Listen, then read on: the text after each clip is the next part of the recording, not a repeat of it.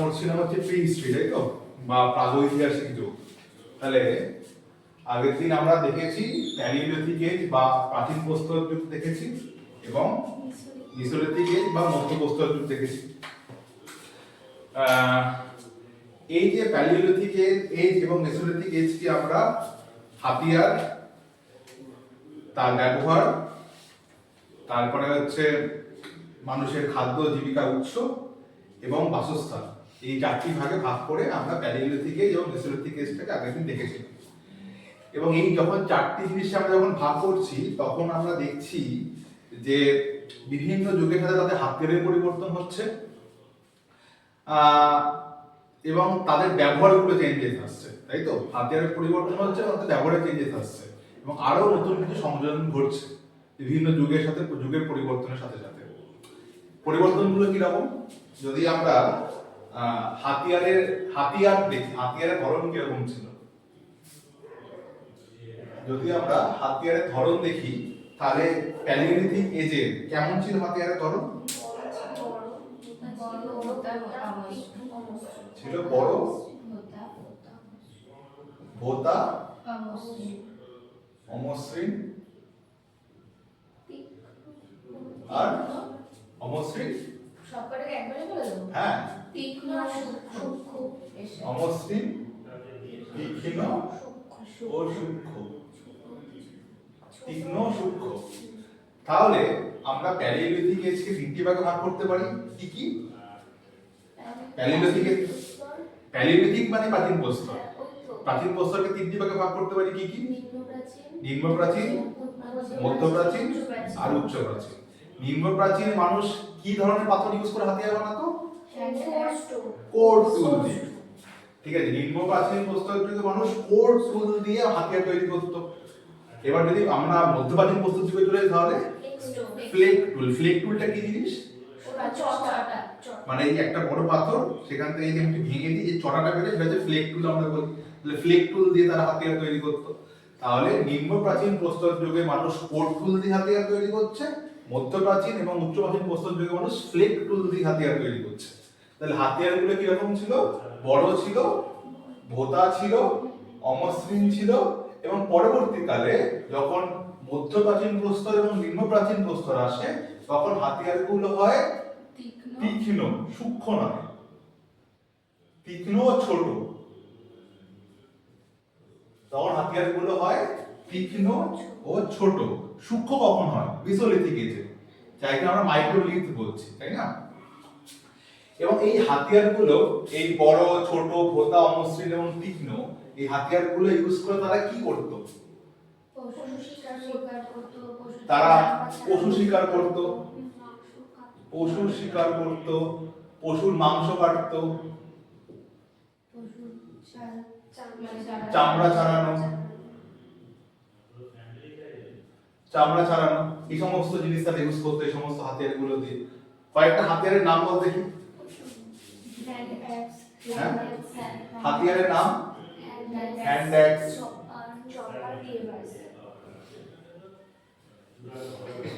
Chopper,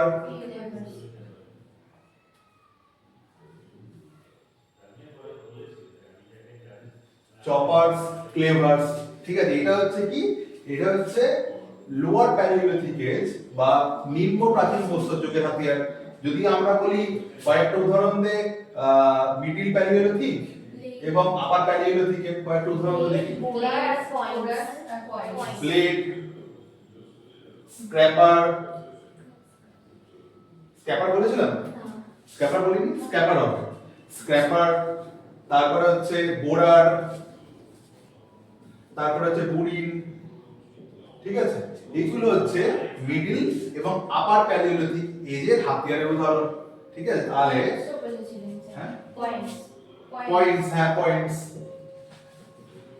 points. ওকে, তাহলে আমরা দেখছি যে প্রি হিস্টোরিকের যে প্রথম পার্ট, এটা হচ্ছে প্যালিওলিথিক এজ বা প্রাচীন প্রস্তর যুগ। সেখানে মানুষ কোর্ট টুল দিয়ে হাতিয়ার তৈরি করছে প্রথম অবস্থায় এবং পরবর্তীকালে তারা ফ্লেক টুল দিয়ে হাতিয়ার তৈরি করছে। হাতিয়ারগুলো বড় ছিল, পরবর্তীকালে সেটা ছোট হয়। আগে ছিল ভোঁতা, তারপর হচ্ছে তীক্ষ্ণ। ঠিক আছে, আগে এবং অমসৃণ হাতিয়ার ছিল। মসৃণ হাতিয়ার তারা তৈরি করতে এখনো শেখেনি। এবং সেই হাতিয়ারগুলো দিয়ে তারা কি ইউজ করছে, পশু শিকার করছে, পশুর চামড়া ছাড়াচ্ছে, মাংস কাটছে, ঠিক আছে। এবং হাতিয়ারগুলো কি কি হাতিয়ার তারা ইউজ করেছে, হ্যান্ড অ্যাক্স ইউজ করেছে, তারা স্ক্র্যাপার ইউজ করেছে, বোরার ইউজ করেছে, বুড়ি ইউজ করেছে, পয়েন্টস, এই সমস্ত হাতিয়ার তারা লোয়ার প্যালিওলিথিক, আপার প্যালিওলিথিক এবং মিডল প্যালিওলিথিক এই যে তারা ইউজ করছে, ঠিক আছে। এবার যদি দেখি তাদের বাসস্থান কোথায় ছিল, বাসস্থান যদি আমরা বলি তাহলে মানুষের জীবন ধারণের জন্য মুখ্য উপাদান কি, একটা হচ্ছে খাদ্য, একটা হচ্ছে খাদ্য, আর যখন মানুষ খাদ্যটাকে পেয়ে যাবে তার সেকেন্ড অপশন হচ্ছে বাসস্থান। ওকে, বাসস্থান বা খাদ্য মানে তারা কি খেত, তারা কৃষিকাজ জানতো সেই সময়, জানতো না, তাহলে একমাত্র সোর্স তাদের খাবারের এটা হচ্ছে কি, পশুকে হত্যা করা এবং বন জঙ্গল থেকে খাবার সংগ্রহ করা। তাহলে খাদ্য হিসেবে তারা কি খেত, পশুর মাংস, পশুর মাংস, ফল, মধু, বীজ, শিকড়, পাতা, এই সমস্ত তারা খেত। এবং এবং তারা থাকতো কোথায়,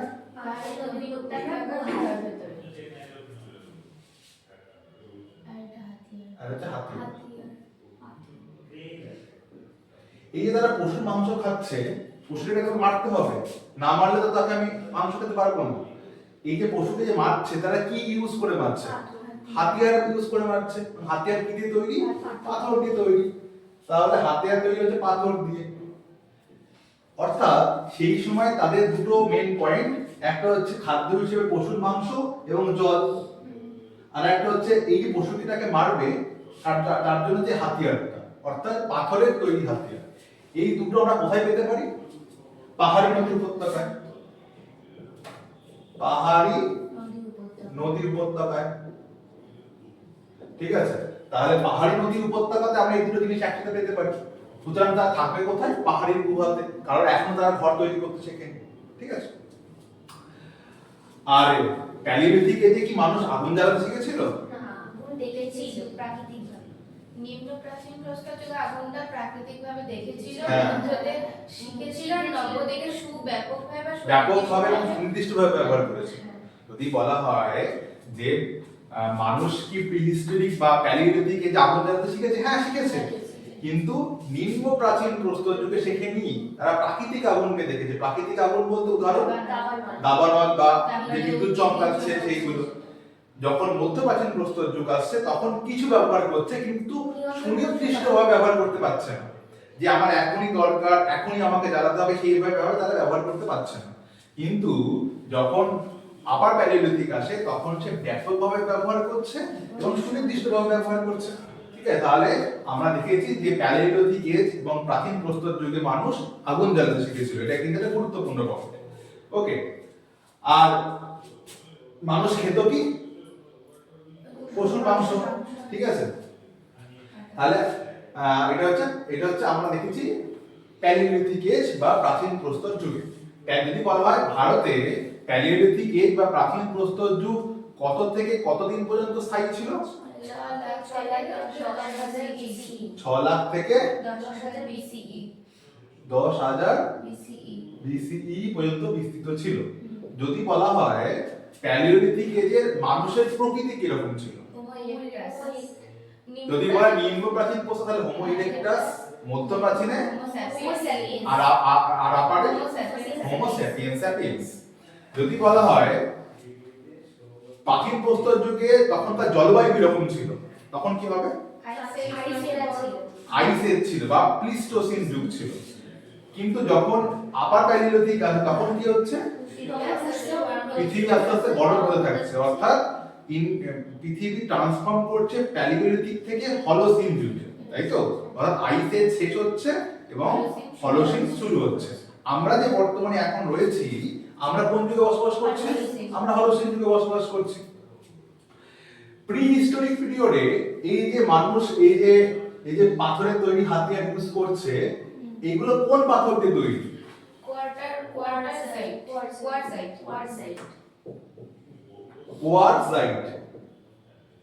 কোয়ার্টজাইট পাথর দিয়ে তৈরি করছে।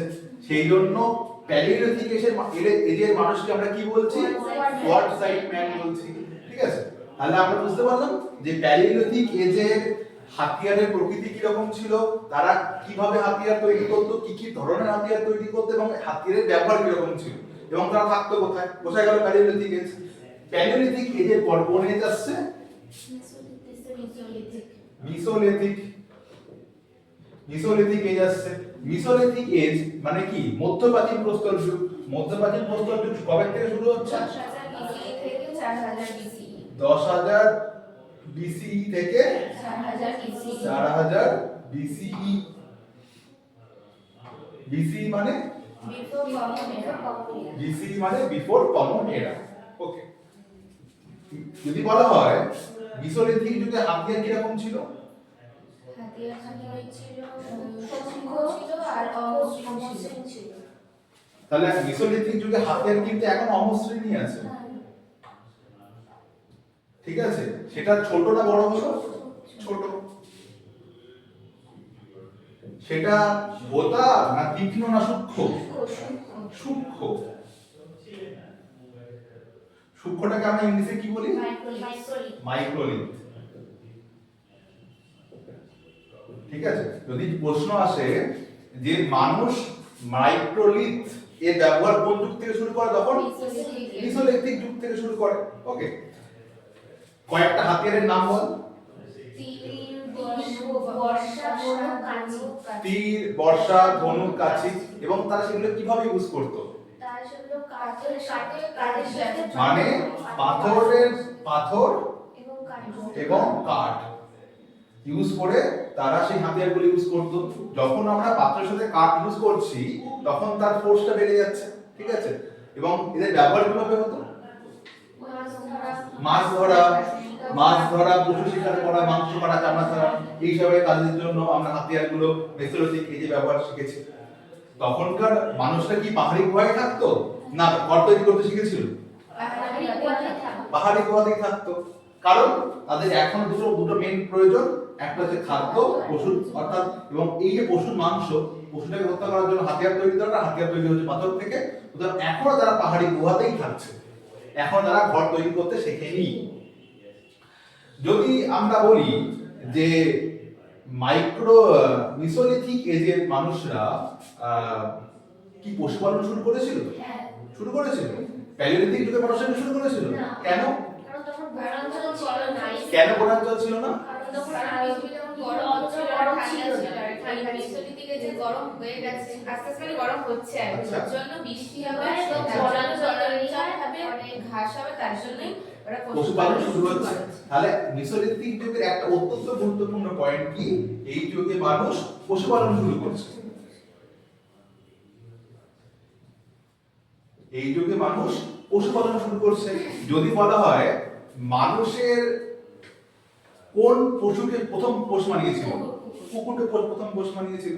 কুকুর ছাড়াও তারা গবাদি পশু, এসব গরু, মোষ, এই সমস্ত পশুকে তারা পোষ মানিয়েছে। আচ্ছা, আর কি দেখতে পাই মিসোলিথিক এজে? হ্যাঁ, মেসোলিথিক বা প্যালিওলিথিক যুগে এটা দুটোর ক্ষেত্রে একই। মেসোলিথিক বা প্যালিওলিথিক যুগে তারা কোনো সময় একা শিকার করতে যেত না। তারা কতজনে গ্রুপ করে যেত? 25 জনে।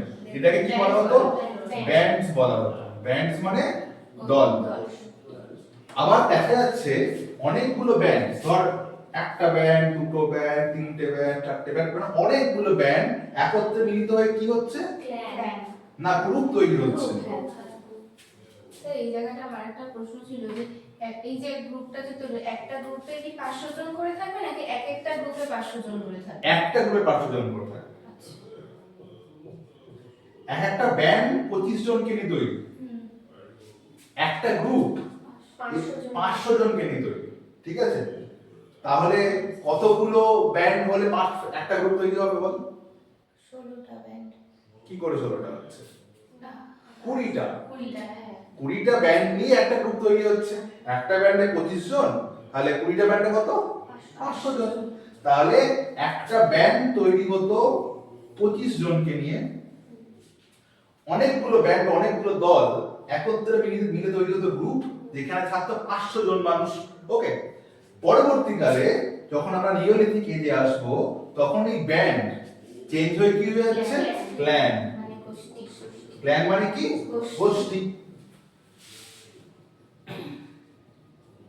পরবর্তীকালে এই গোষ্ঠী পরিবর্তন হচ্ছে কিসে, রাজ্যে। এবং তার পরবর্তীকালে এই রাজ্য কিসে পরিণত হচ্ছে, দেশে। তারপরে মহাদেশ। অনেক কটা দেশ নিয়ে কি তৈরি, মহাদেশ। অনেক কটা দেশ নিয়ে তৈরি হচ্ছে মহাদেশ। আবার অনেক কটা মহাদেশ নিয়ে কি তৈরি, এটা পৃথিবী। পৃথিবী। তাহলে বোঝা গেল? তাহলে 25 জন মানুষকে নিয়ে তৈরি ব্যান্ড, অনেক কটা ব্যান্ড নিয়ে তৈরি গ্রুপ। নিওলিথিক যুগে এই ব্যান্ড চেঞ্জ হয়ে যায় গোষ্ঠী বা ক্ল্যানে, সেই ক্ল্যান থেকে হয় রাজ্য, রাজ্য থেকে দেশ, দেশ থেকে মহাদেশ, মহাদেশ থেকে পৃথিবী। ক্লিয়ার? তাহলে এত দূর আমরা আগের দিন পড়ে এসেছি। স্যার একটা জিনিস বাকি আছে, এই মিসোলিথিক এজের মানে গুহা চিত্র। হ্যাঁ, গুহা চিত্র, এই তো। তাহলে তোরা পড়েছিস বাড়িতে, ভালো লাগবে শুনে। ঠিক আছে, মিসোলিথিক এবং প্যালিওলিথিক এজে আরেকটা অত্যন্ত গুরুত্বপূর্ণ জিনিস হচ্ছে গুহা চিত্র। এই গুহা চিত্রে মানুষ কিসের ছবি আঁকতো, পশু শিকারের ছবি আঁকতো, মানুষের ছবি আঁকতো, পাখির ছবি আঁকতো, বিভিন্ন জায়গায় যে পশুপালন করছে বিভিন্ন পশুদের ছবি আঁকতো। যদি বলা হয় ভারতবর্ষে উল্লেখযোগ্য একটি সাইট বলো যেখানে এই প্যালিওলিথিক এবং মেসোলিথিক যুগের গুহা চিত্র দেখা যায়, ভীমবেটকা। ভীমবেটকা বর্তমানে কোন রাজ্যে অবস্থিত, মধ্যপ্রদেশে অবস্থিত। ভীমবেটকা বর্তমানে কোথায় অবস্থিত, মধ্যপ্রদেশে অবস্থিত। তাহলে এত দূর আমরা আগের দিন পরে এসেছি। তাহলে আজকে আমরা কি শুরু করবো, নিওলিথিক। এতদিনে কোনো কনফিউশন নেই তো? না। বেশ।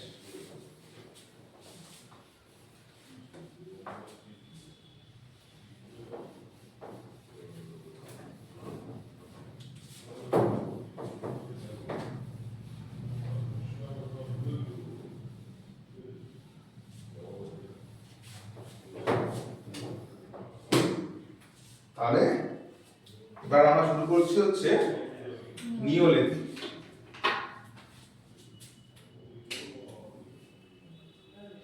নিওলিথিককে বাংলায় কি বলে,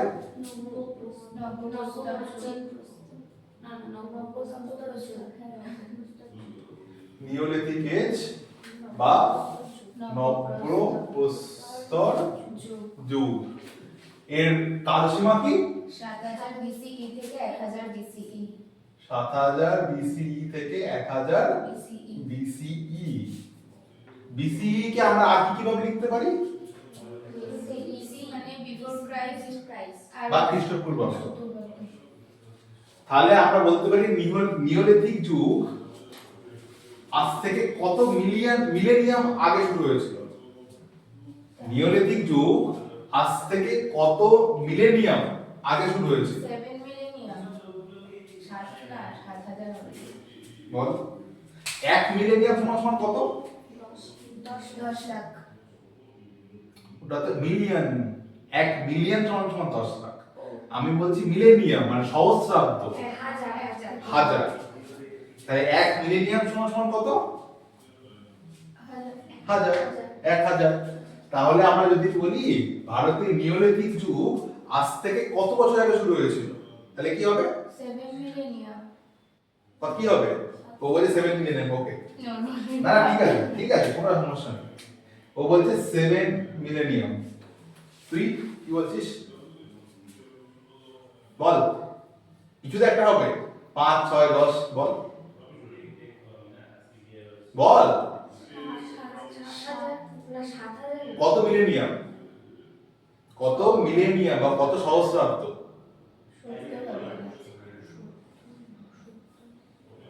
কত সহস্রাব্দ আগে লিখবি, পরে তুই বল।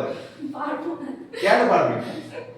আমরা বলছিলাম 1 মিলেনিয়াম বা 1 সহস্রাব্দ ইজ ইকুয়াল টু 1000 ইয়ার্স।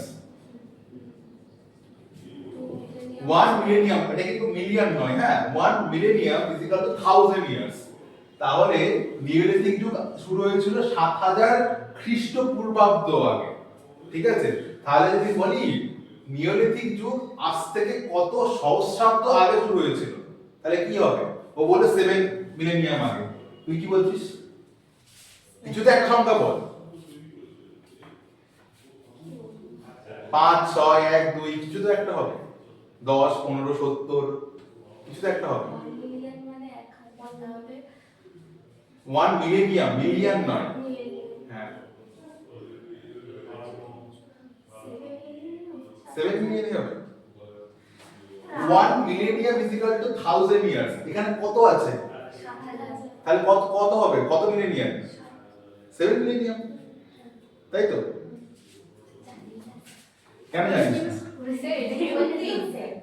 এই 7 মিলিয়ন সত্যি হবে? আমি বলেছি আজ থেকে, আজ থেকে। এখন এখন কত মিলেনিয়াম চলছে আমাদের? থার্ড মিলিয়ন 3000 গেছি আমরা এখন পর্যন্ত, আমরা 2000 এ আছি, মানে সেকেন্ড মিলেনিয়াম চলছে। তাহলে আমি বলেছি আজ থেকে নিওলিথিক এজ কত বছর আগে শুরু হয়েছিল, মানে যদি আমি শূন্য থেকে শুরু করি, শূন্য যদি হয় না তাহলে 7 মিলিয়ন মানে 7 মিলেনিয়াম, 7 বছর মানে 7 মিলেনিয়াম। ঠিক আছে, আমি বলেছি আজ থেকে, সঙ্গে 2 অ্যাড করব, 9 মিলিয়ন। তাহলে নিওলিথিক এজ ভারতে শুরু হয়েছিল আজ থেকে 9 মিলেনিয়াম বা 9 সহস্রাব্দ আগে। বোঝা গেল? এই কথাগুলো কিন্তু খুব গুরুত্বপূর্ণ ভাবে শুনবি। আজ থেকে যখন বলবে তখন এই যে আমরা 2 বছর মানে 2000 বছর যারা ইউজ করছি এটাকে আমরা অ্যাড করব।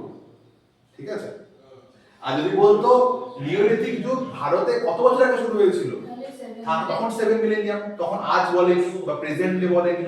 বোঝা গেল?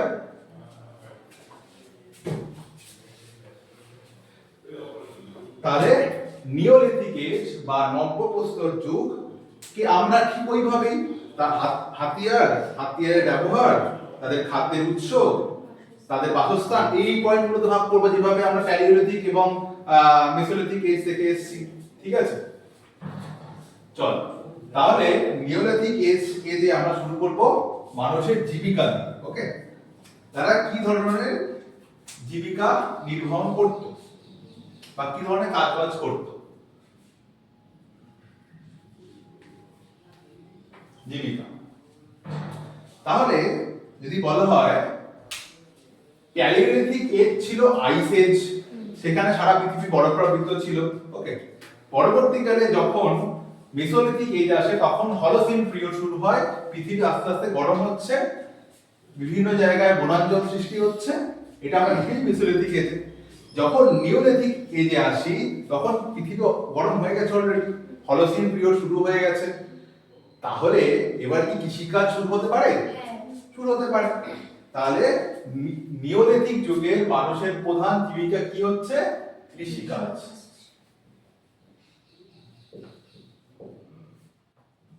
নিওলিথিক যুগের মানুষের প্রধান জীবিকা কি হচ্ছে? কৃষিকাজ। তারা কি কি ফসল ফলাতো? যদি বলা হয় নিওলিথিক যুগের মানুষরা কি কি ফসল ফলাতো, তাহলে হবে ধান, গম, জব, ভুট্টা, ছোলা,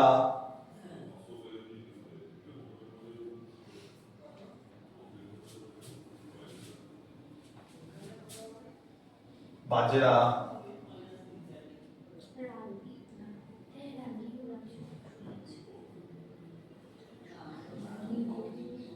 বাজরা প্রভৃতি এই ফসলগুলো তারা নিওলিথিক যুগে মানুষরা ফলাতো।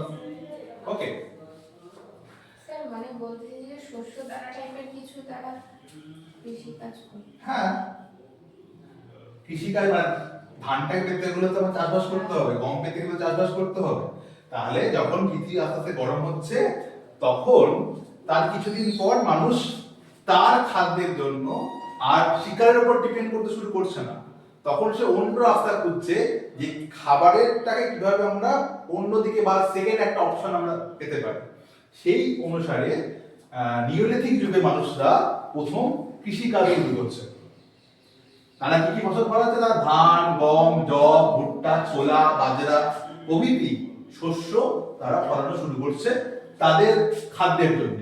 ওকে, এটা হয়ে গেল প্রধান তাদের জীবিকা ছিল কৃষিকাজ। যদি বলা হয় সেকেন্ড তাহলে কি হবে? দ্বিতীয় জীবিকা কি? পশুপালন। পশুপালন। পশুপালন। পশুপালন। তারা কি কি পশু পালন করত? গরু, মোষ, ষাঁড়, ছাগল, ভেড়া, কুকুর, ঠিক আছে, প্রভৃতি পশু তারা পশুপালন করত। এই পশুপালন এই যে তারা বিভিন্ন পশুকে তারা বাড়িতে রেখে তাদেরকে পরিচর্যা করছে, এটা তাদের দুটি কাজে ব্যবহৃত হতো। একটা হচ্ছে কৃষিকার্যে সহায়তা করা, একটা হচ্ছে কৃষিকাজে সাহায্য করা, এবং আর একটা হচ্ছে তাদের মাংস খাওয়া।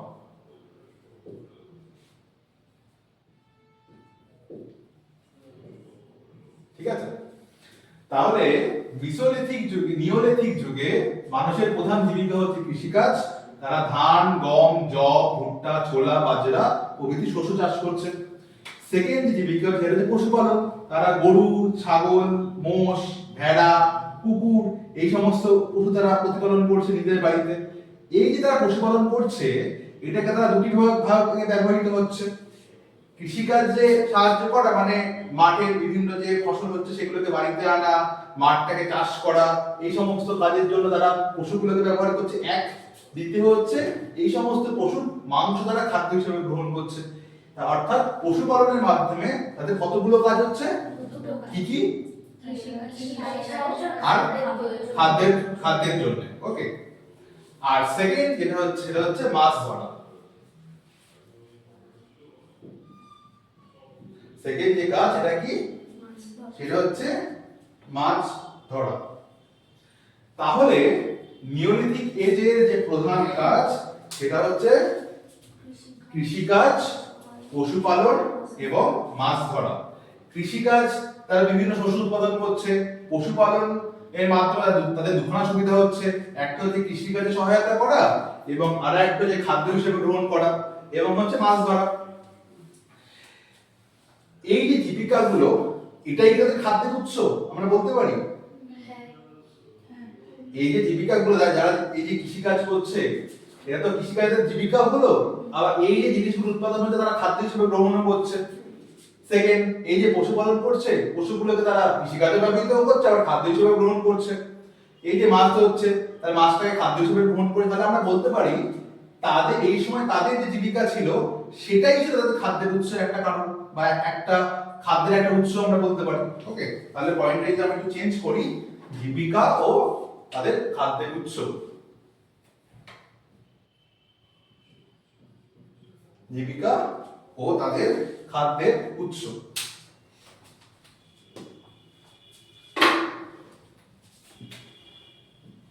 ম্যাপের জন্য কি একটা পেজ ফাঁকা রেখে দেবো? অনেক কিছু হবে। ফাঁকা রেখে দেবো? ঠিক আছে, কোনো ব্যাপার না। তাহলে এতটা কোথায় গেল? চল বুঝলাম তো না।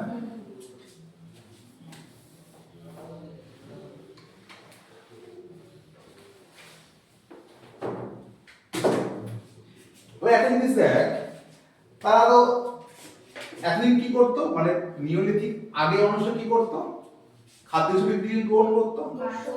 পশুর মাংস। তাহলে পশুর মাংস তারা আনতো, পশুকে মারতো হাতিয়ার দিয়ে, পাথরের তৈরি হাতিয়ার দিয়ে, পশুকে মারতো, আনতো, ছাল ছাড়াতো, আগুনে পোড়াতো, খেয়ে নিত। এদের জন্য আর কিছু প্রয়োজন ছিল না, এইটুকুনি হয়ে যথেষ্ট ছিল। কিন্তু যখন নিওলিথিক এজে মানুষরা যখন ধান, গম বা কৃষিকাজ করতে শুরু করে, এই ফসলগুলো তো ওইভাবে রান্না করা যাবে না, বা এই ফসলগুলো তো ওভাবে আমরা সঞ্চয় করে রাখতে পারবো না, কিছুটা একটা দরকার সঞ্চয় করার জন্য, তাই না? আমরা বাড়িতে চাল বা বিভিন্ন মশলা এগুলো কিসে রাখি? কোটোর মধ্যে রাখি। তখন তো প্লাস্টিকের কোটো বা মেটাল তারা ইউজ করতে শেখেনি, তখন তারা কিসে রাখবে? তখন তারা মাটির তৈরি হাঁড়ি কড়াইতে রাখতে শুরু করছে। বা এইসবগুলো রান্না করার জন্য তো কড়াইয়ের বা কোনো জিনিসপত্রের দরকার, তাই না? তখন তারা কি করছে? তখন তারা মাটির তৈরি জিনিসপত্র রাখতে শুরু করছে, এবং সূচনা হচ্ছে কিসে? মৃৎশিল্পের। এবং সূচনা হচ্ছে কিসের? মৃৎশিল্পের। ওকে, এবং সূচনা হচ্ছে কার? মৃৎশিল্পের। কেন দি বলাই কেন?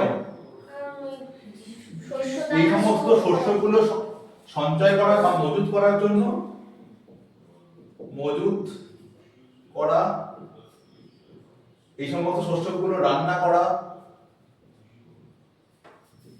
এবং এই সমস্ত রান্না করা জিনিস খাবার খাওয়ার জন্য। ঠিক আছে, অর্থাৎ কৃষিকার্যের ফলে তাদের একটা নতুন সমস্যা হচ্ছে, এই কৃষিকার্যে উৎপন্ন ফসল তারা রাখবে কোথায়, তারা খাবে কিসে করে, এবং তারা রান্না কিসে করে করবে। সেই জন্য সূচনা হচ্ছে কার? মৃৎশিল্পের। মৃৎশিল্পের মাধ্যমে তখনকার মানুষেরা হাঁড়ি, কড়াই, গ্লাস, থালা, বাটি এ সমস্ত তৈরি করছে, এবং এই সমস্ত তৈরি করার মাধ্যমে তারা কি করছে? খাদ্যশস্য মজুত করছে, সেগুলোকে রান্না করছে এবং খাবার খাওয়ার উদ্দেশ্যে তারা ব্যবহার করছে। যদি আমরা মৃৎশিল্পের কথা দেখি, তাহলে মৃৎশিল্প দুটি ভাগে বিভক্ত। ঠিক আছে, একটা হচ্ছে আর্লি স্টেট, একটা হচ্ছে আর্লি স্টেট, আর একটা হচ্ছে লেটার স্টেট। ঠিক আছে, আর্লি স্টেটে কি হয়, তখন মানুষ হাত দিয়ে মৃৎপাত্র তৈরি করত, তখন মানুষ হাত দিয়ে মৃৎ পাত্র ব্যবহার করত। কিন্তু পরবর্তীকাল যখন নিওলিথিক ফেজ শেষের দিকে বা মধ্য অবস্থায়, তখন কুমোরের চাক বা কুমোরের চাকা,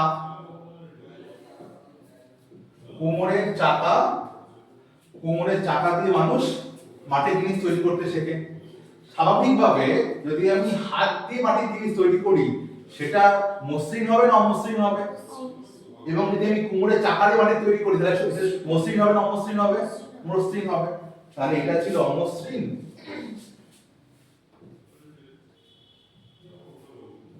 আর এটা হচ্ছে মসৃণ।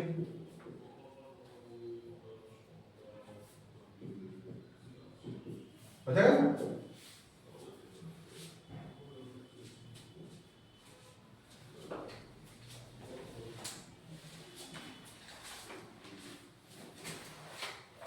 বোঝা গেল না? তাহলে যদি আমরা প্রথম থেকে বলি, নিওলিথিক যুগের মানুষদের প্রধান জীবিকা হচ্ছে কৃষিকাজ। তারা কি কি ফসল উৎপাদন করছে?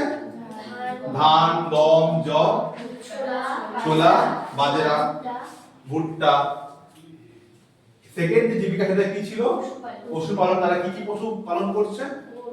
গরু, ভেড়া, মোষ, ষাঁড়, কুকুর। এই যে পশুপালন যে তারা করছে, এটাকে তারা ইউজ করছে কিভাবে, কতভাবে? দুটি ভাবে। একটা হচ্ছে কৃষিকাজে সাহায্য করার জন্য, আর একটা খাদ্যের জন্য। আর সেকেন্ড জীবিকা কি ছিল? মাছ ধরা। এই যে তারা কৃষিকাজ করছে এবং কৃষিজ ফসল যে উৎপাদন হচ্ছে, সেগুলোকে রাখতো কোথায়? হাঁড়ি কড়াই। এবং তার জন্য কি সূচনা হচ্ছে? মৃৎশিল্পের সূচনা হচ্ছে। তাহলে যদি আমরা বলি যে নিওলিথিক যুগে কোন কোন জিনিসের সূত্রপাত ঘটে, তাহলে কি হবে? নিওলিথিক যুগে কৃষিকাজের সূচনা ঘটছে এবং নিওলিথিক যুগে কৃষিকার্যের সূচনা ঘটছে। যদি বলা হয় পশুপালনের সূচনা কবে ঘটছে? মেসোলিথিক আছে, যখন পৃথিবী প্লিস্টোসিন পিরিয়ড থেকে হলোসিন যুগে এন্টার করছে। ওকে, আপনারা কোনো প্রশ্ন নেই তো? ক্লিয়ার?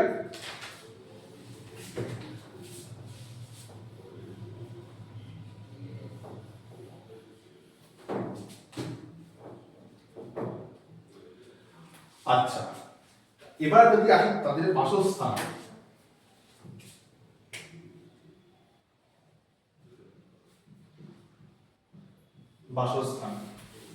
তাহলে তাদের নিওলিথিক যুগে মানুষদের মেন প্রয়োজন জিনিসটা কি, মেন চাহিদা কি? খাদ্য তো অবশ্যই, না খেলে সে বাঁচবে কি করে? খাদ্য অবশ্যই, না খেলে সে বাঁচতে পারবে না। আর পশু শিকার করার জন্য হাতিয়ার, আর স্যার চাকাটা যে তৈরি করছে, যে চাকাটার মধ্যে যে মাটির এটা করবে, চাকাটাকে কি বলবো?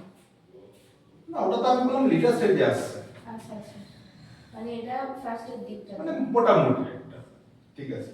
চাকাটা তো তার দিয়ে তৈরি করছে, ও তো বন জঙ্গল থেকে আমি খেতে পাই। খাদ্য হাতিয়ার, ওকে। খাদ্য কি কি খাদ্য তারা খেত? ওই তো ধান, গম, শস্য, মানে শস্য দানা আর ওদিকে কৃষিজ ফসল আর পশুর মাংস, ঠিক আছে। কৃষিজ ফসল আর পশুর মাংস, ওকে। কৃষিজ ফসল এবং পশুর মাংস, ধর পশুটাকে যদি প্রথমে তো আমাকে হত্যা করতে হবে, হত্যা করার জন্য কি ব্যবহার করবো? হাতিয়ার। হাতিয়ার কি দিয়ে তৈরি? কারণ এটা কিন্তু এক ধরনের নিওলিথিক, তাই না? মানে নব্যপ্রস্তর, মানে এখন কিন্তু পাথরের হাতিয়ার তৈরি হচ্ছে, এখন কোনো মেটাল আসেনি। তার মানে পশুকে মারতে গেলে আমার কি দরকার? হাতিয়ার দরকার। হাতিয়ার কিসের থেকে আসবে? পাথর থেকে আসবে।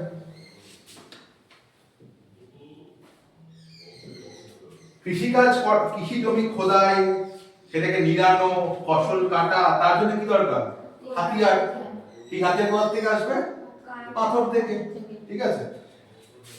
তাহলে তারা খাদ্য হিসেবে গ্রহণ করছে কৃষিজ ফসল, পশুর মাংস এবং মাছ।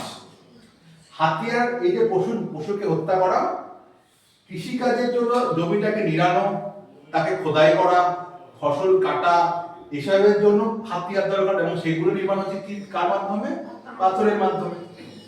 তাহলে আমার খাদ্যের জন্য সেই কৃষিকাজ হোক আর পশুকে হত্যা করে আমি খাদ্য খাই না কেন, আমার দরকার পাথরের তৈরি হাতিয়ার, মানে পাথর আমার লাগবে। আর সেকেন্ড থার্ড কি? কৃষিকাজ করতে গেলে জলের প্রয়োজন, জল ছাড়া কৃষিকাজ কি করে করবো? তাহলে জলের প্রয়োজন। তাহলে এই তিনটে জিনিস আমরা কোথায় পেতে পারি? কৃষিকাজ, কৃষিকাজ আমরা কোথায় করতে পারি? আমরা কি পাহাড়ি এলাকায় করতে পারি কৃষিকাজ? সমভূমি অঞ্চলে করতে পারি। কৃষিকাজ কি আমরা পাহাড়ি অঞ্চলে করতে পারি? করতে পারি না, আমরা সমভূমি অঞ্চলে সাধারণত কৃষিকাজ করি। তাহলে এমন একটা জায়গা দরকার যেখানে সমভূমি অঞ্চল হবে, বনাঞ্চল থাকবে যেখানে পশু আমরা পেয়ে যাবো, পাহাড়ও থাকবে যেখান থেকে আমরা হাতিয়ার তৈরি করতে পারবো, এবং নদীও থাকবে যেখান থেকে আমরা জল বের করতে পারবো, জল নিতে পারবো। তাহলে তারা থাকতো কোথায়? তারা কি পাহাড়ি গুহাতে থাকবে? আর যেরকম ভাবে প্যালিওলিথিক যুগ, মেসোলিথিক যুগে মানুষরা পাহাড়ি গুহাতে ছিল, নিওলিথিক মানুষরাও কি পাহাড়ি গুহাতে থাকবে? কোথায় থাকবে তাহলে? তাহলে থাকবে হচ্ছে নদী এবং পাহাড়ের কাছাকাছি অঞ্চলে। নদী এবং পাহাড়ের কাছাকাছি অঞ্চলে, যেখানে পাহাড় থেকে তারা পাথর পাবে যা দিয়ে হাতিয়ার তৈরি করবে, এবং নদীও পাবে যেখান থেকে তারা জল তাদের খাদ্যের জন্য এবং কৃষিকাজের জন্য ব্যবহার করতে পারবে। বেশ, তাহলে এখান থেকে আমরা বুঝতে পারছি তারা পাহাড়ি গুহাতে থাকছে না, তারা থাকছে কোথায়? সমভূমি অঞ্চলে। সমভূমি অঞ্চল তো ফাঁকা, বৃষ্টি আসলে তো আমি ভিজে যাবো, তাই না? বা আমাকে বনাঞ্চলের পশু আমার উপর হামলা করতে পারে, তাই না? তাহলে আমরা থাকবো কোথায়? তাহলে নিওলিথিক যুগে মানুষ প্রথম ঘর তৈরি করা শিখছে। নিওলিথিক যুগে মানুষ প্রথম ঘর তৈরি করা শিখছে।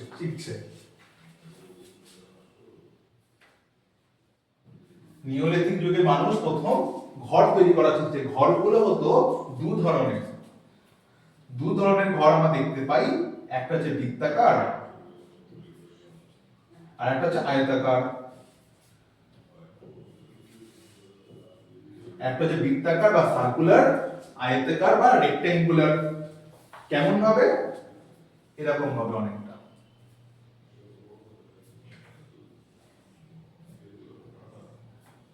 এটা হয়ে গেল বৃত্তাকার হাউস।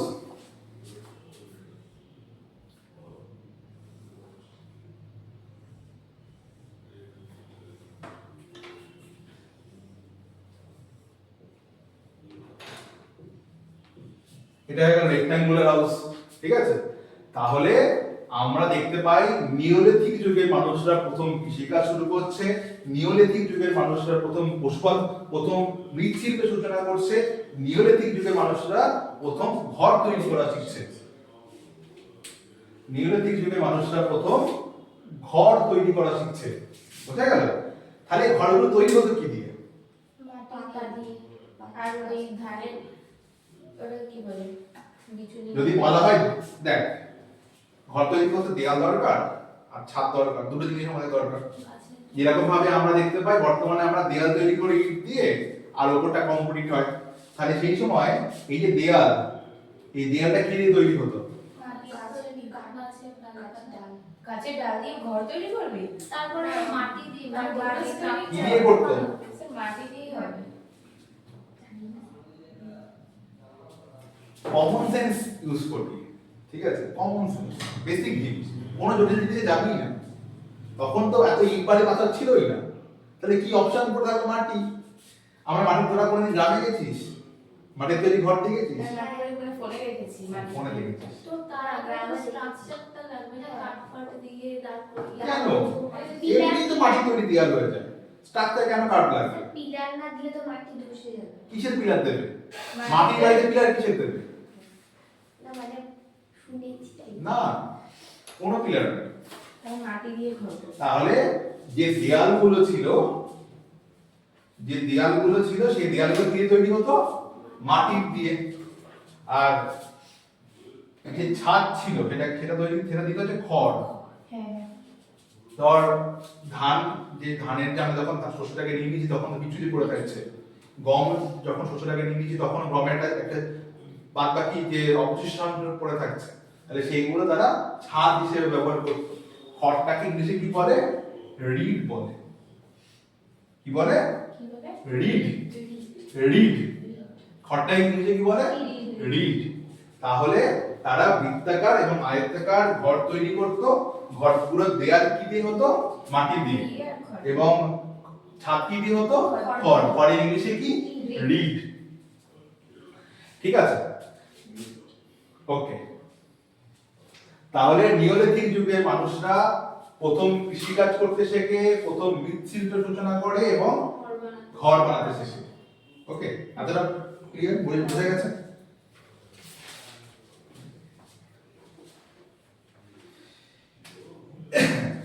এবং এই সময় সে কোনো মানুষ নিশ্চয়ই একা ঘর করে থাকবে না, অনেকে সংঘবদ্ধ হয়ে ঘর তৈরি করে থাকবে। এবং সৃষ্টি হয় কিসের? গ্রামে। এবং শুরু হয় কি? গ্রাম বা ভিলেজে। শুরু হয় কি? গ্রাম বা ভিলেজে। আগে আমরা দেখেছি মেসোলিথিক এবং প্যালিওলিথিক যুগে মানুষের কোনো স্থায়ী বসতি ছিল না। মানুষ একদিন এখানে তো অন্যদিন ওখানে, যেখানে যেরকম পশু পেত সেখানে তারা সেরকম ভাবে চলে যেত। কিন্তু কৃষিকাজ করার জন্য তো আমাকে এক জায়গায় বসতি স্থাপন করতে হবে। আমি তো একদিন এখানে করবো, একদিন ওখানে করবো, এরকম করতে পারবো না। আমি মৃৎশিল্প বা পশুপালনের জন্য তো আমি আমাদের পশুদেরকে নিয়ে এক জায়গা থেকে কোনো জায়গায় যেতে পারবো না। তার জন্য মানুষ প্রথম স্থায়ী বসতি সূত্রপাত করে। প্রথম স্থায়ী বসতি স্থাপন করে, অর্থাৎ মানুষ প্রথম ঘর বানাতে শেখে, মানুষ প্রথম স্থায়ী বসতি স্থাপন করে এবং সূত্রপাত হয় কার? গ্রামে। সূত্রপাত হয় কার? গ্রামে। এই যে আমরা এখন বিভিন্ন গ্রাম বা শহরে থাকি, তাহলে এই যে গ্রামের কনসেপ্ট, এটা কোন যুগে এসেছিল? নিওলিথিক যুগে। আপনারা বোঝা গেল?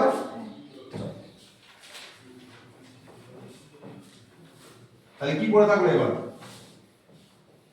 এবার তো তারা গুহা চিত্র আঁকতো না, গুহা থেকে তো বেরিয়ে এসেছে।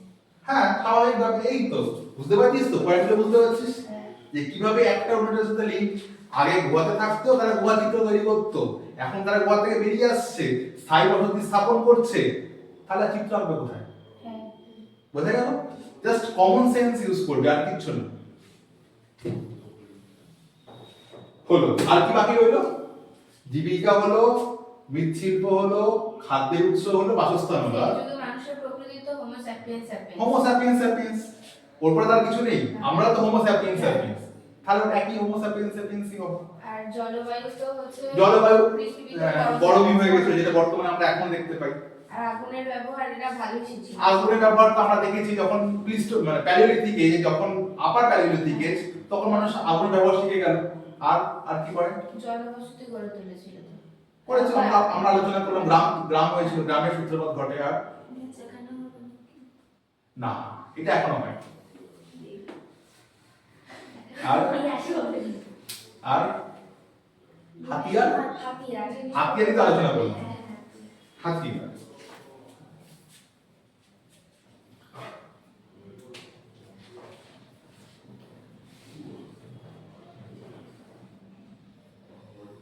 হাতিয়ার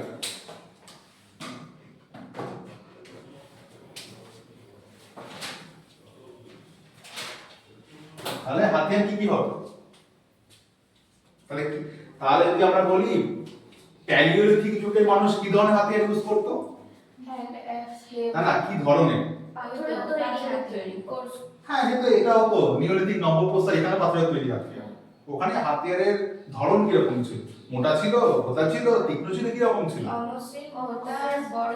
অমসৃণ, প্রথমে ছিল অমসৃণ বড় ভোঁতা, তারপর হলো অমসৃণ ছোট তীক্ষ্ণ, তারপর হলো অমসৃণ ছোট সূক্ষ্ম। এবারে কি হবে তাহলে?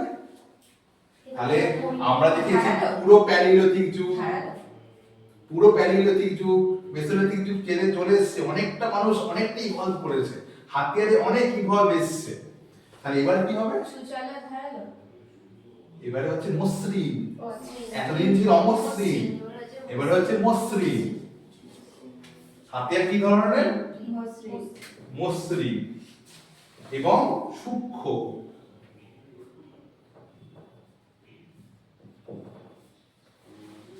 মসৃণ এবং সূক্ষ্ম।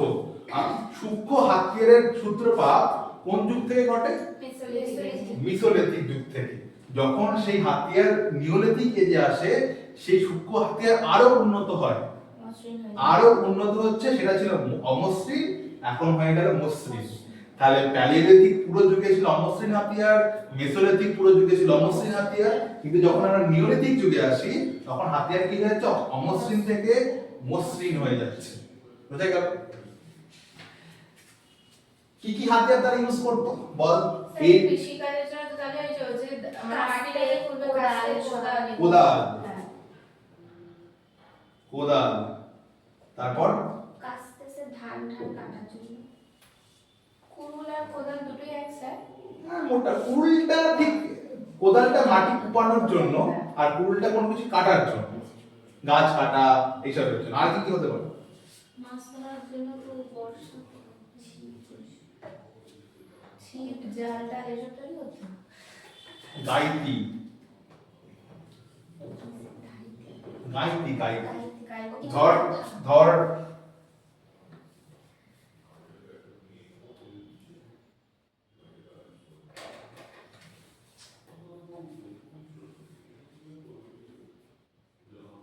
ধর এটা হচ্ছে কোদাল, ঠিক আছে, যে অনেক বড় একটা সারফেস আছে, ঠিক আছে, কিন্তু যখনই এটা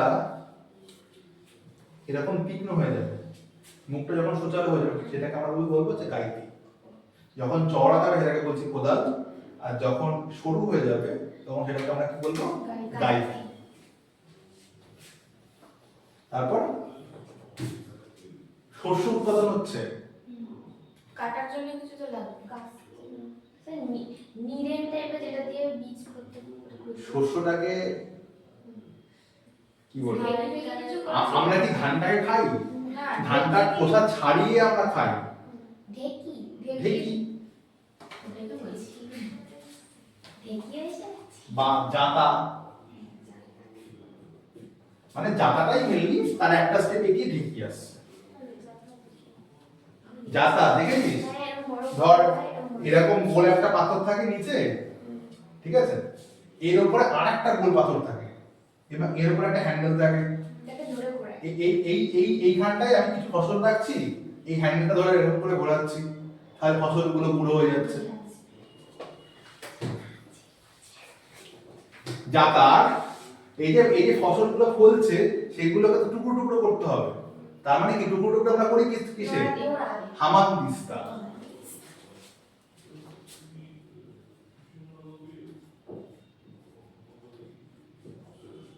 হামানদিস্তা। আর আর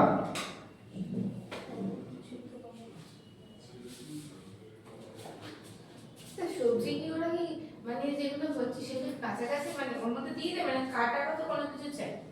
হ্যাঁ, পাথরের ইয়ে তৈরি করে কাটছে। হ্যাঁ, পাথরের ইয়ে তৈরি করে কাটছে। ঠিক আছে, দেখ আমরা এই যে নতুন হাতিয়ারগুলো আসছে এমন না যে তারা এইগুলো ইউজ করছে, আগে যে সমস্ত হাতিয়ারগুলো ইউজ করেছে তারা ওগুলো কিন্তু তারা ইউজ করছে, এমন না যে তারা ওগুলোকে বাদ দিয়ে দিয়েছে। এইগুলো তো নতুন আবিষ্কার হচ্ছে এই যুগে, কিন্তু আগে যে যুগগুলো আমরা পড়ে এসেছি সেটা প্যালিওলিথিক হোক বা মেসোলিথিক হোক, সেই যুগে যে হাতিয়ারগুলো তারা আবিষ্কার করেছিল সেগুলো কিন্তু এই সময় ব্যবহার হচ্ছে। ঠিক আছে, তাহলে এইগুলোর সাথে সাথে ওইগুলোও আছে, তাহলে ওইগুলোকে আমাদের মাথায় রাখতে হবে। তাহলে ওখানে কি কি ছিল? তাহলে ওখানে ছিল বুড়িন ছিল, স্ক্র্যাপার ছিল, তারপরে চপার ছিল, ওইগুলো দিয়ে আমরা গাছ কাটতে পারি। বা ব্লেড ছিল, পাতলা ব্লেড, ওইগুলো দিয়ে কি আমরা গাছ কাটতে পারি? কাটতেই পারি। ঠিক আছে, ওকে। আরেকটা উল্লেখযোগ্য বিষয়, এইগুলো কি দিয়ে তৈরি? এগুলো হচ্ছে পাথর দিয়ে তৈরি। এই যুগে মানুষ আরেকটা স্টেপ এগোচ্ছে, সে হাড় দিয়ে হাতিয়ার তৈরি করছে। কি দিয়ে হাতিয়ার তৈরি করছে? পশুর হাড় দিয়ে। হাড় দিয়ে। পশুর হাড় আর মানুষের হাড় কি করে বুঝবে? ঠিক আছে, সে হাড় দিয়ে হাতিয়ার তৈরি করছে। তখন কি ফোন করা করে শিখেছে নাকি? দেখ, তখন মানুষ সভ্য হয়েছে? তখন মানুষ সভ্য হয়েছে না, তখন মানুষ সভ্য হয়েছে। এখন তো এখনো মানুষ সভ্য নয়। যদি এত আইন কানুন না থাকে, মানুষ কিন্তু এখন মানুষকে হত্যা করতে পারে। আমরা ভারতবর্ষ স্বাধীন হওয়ার আগে আমরা দেখেছি অনেক কাপালিক ছিল, তারা মানুষ নরবলি দিত। ঠিক আছে, আমরা দেখেছি তো।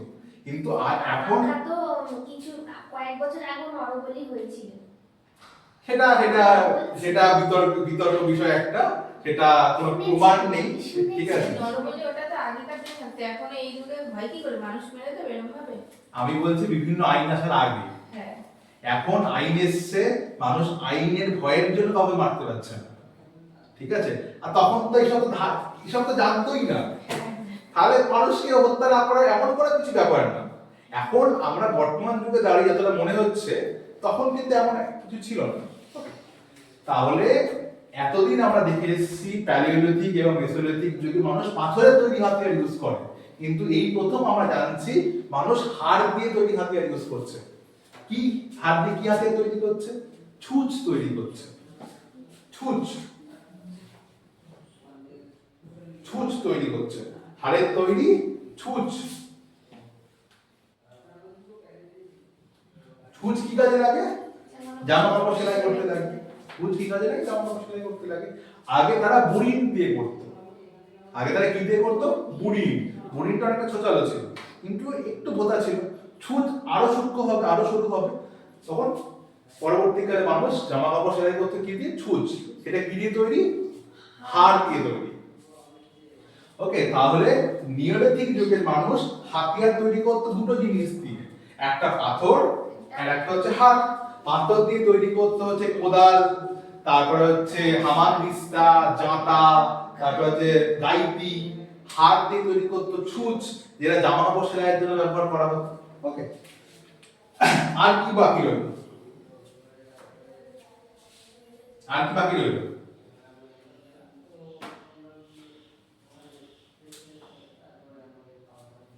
তখন তারা জামা কাপড় পরবে না। মসৃণ তুলো আবিষ্কার হয়েছে, তুলো চাষ করছে, জামা কাপড় হবে কি করে? তুলো আমি আরো বলেছি, তুলো আবিষ্কার হয়েছে, তুলো চাষ হয়েছে আমি বলেছি। জামা কাপড় তৈরি হয় কি দিয়ে? তুলো দিয়ে, তুলোর থেকে আমরা কটন সুতো তৈরি করি, সেখান থেকে জামা কাপড় তৈরি হয়। কিন্তু এখনো পর্যন্ত মানুষ তুলো তো চাষ করতে শিখলোই না, তাহলে এখনো কি পশুর ছাড় ইউজ করছে? ঠিক আছে, না না, মসৃণ পাথরের কুঠা,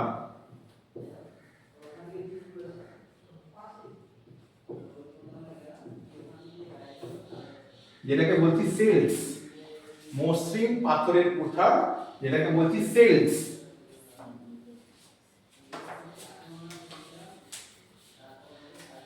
তাহলে এবার বল এই হাতিয়ারগুলো তারা কি কাজে ব্যবহার করতো, তোরাই বল কি কাজে ব্যবহার করতো? কত কৃষিজ কাজ, কৃষিকাজ, তারপর তারপরে পোশাক সেলাই, তারপর খাবারগুলোকে গুঁড়ো করা, তারপর কাটা প্রভৃতি কাজে বা পশু হত্যা করা প্রভৃতি কাজে তারা ইউজ করছে। ওকে, এতটা বোঝা গেল? তাহলে মোটামুটি আমরা সবকটা পয়েন্ট ক্লিয়ার করে দিচ্ছি। তাহলে নিওলিথিক যুগ ভারতবর্ষের আমরা তিনটি জায়গা দেখতে পাই। একটা হচ্ছে নর্থ ওয়েস্টার্ন, এটাকে নর্থ ওয়েস্টার্ন কোনটা ভারতে? নর্থ ওয়েস্টার্ন পার্ট কোনটা? এই পাশেরটা, অর্থাৎ এরকম জায়গাতে আছে তারা।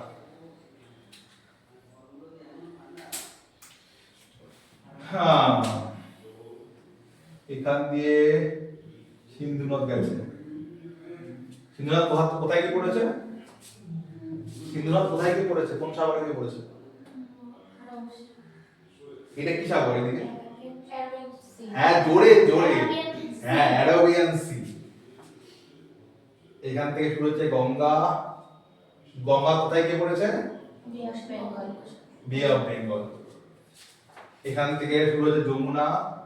যমুনা গঙ্গাতে কোথায় গিয়ে মিশছে? যেখানে যমুনা গঙ্গায় মিশছে সেই জায়গাটার নাম কি? যেখানে যমুনা গঙ্গায় গিয়ে মিশছে সেই জায়গাটার নাম কি? না না, ওখানে তো দিল্লি হবে। কুম্ভ কোথায়? কুম্ভ এলাহাবাদ। এলাহাবাদ, প্রয়াগ, যার নাম প্রয়াগরাজ বর্তমান।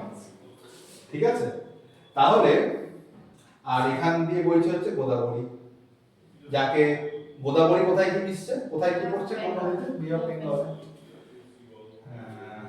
তাহলে স্যার কোনো নদী কি ইন্ডিয়ান ওশানে মেশেনি? ইন্ডিয়ান ওশান তো এইখানে। হ্যাঁ, তাহলে মেশেনি। কেন মিশবে ইন্ডিয়ান ওশানে? মিশবে না? নয় আরব সাগরে মিশবে, নয় বঙ্গোপসাগরে মিশবে। ম্যাক্সিমাম ভারতের ম্যাক্সিমাম নদী বঙ্গোপসাগরে মিশেছে। কেন বলতো? আরব সাগরে কেন মিশেনি বল? কারণ এটা পূর্ব দিকে, ভারত উত্তর পূর্ব গোলার্ধে অবস্থিত পৃথিবী, তার জন্য। ভারত কিছুটা পূর্ব দিকে হেলে আছে বা ডাউন আছে, ঠিক আছে? ভারতের পশ্চিম দিকটা একটু উঁচু, ভারতের পূর্ব দিকটা একটু নিচু, সেই জন্য ম্যাক্সিমাম নদী বঙ্গোপসাগরে গিয়ে পড়েছে, আরব সাগরে নয়। ঠিক আছে, তবে আরব সাগরে কিছু নদী গেছে, এমন নয় যে যায়নি একদম, কিছু নদী গেছে, কিন্তু ম্যাক্সিমাম চলে গেছে। হ্যাঁ, মেন নদীটাই তো চলে গেছে। কেন মেন নদী? গঙ্গা আছে, ব্রহ্মপুত্র আছে। পাকিস্তানে নেবে কেন? তখন তার ভারত পাকিস্তান ছিল না, যখন তৈরি হয় তখন তার যারা ভাবেনি ছবিটা থেকে ভারত পাকিস্তান হয়ে যাবে। ঠিক আছে, আচ্ছা, তাহলে এটা বুঝলাম।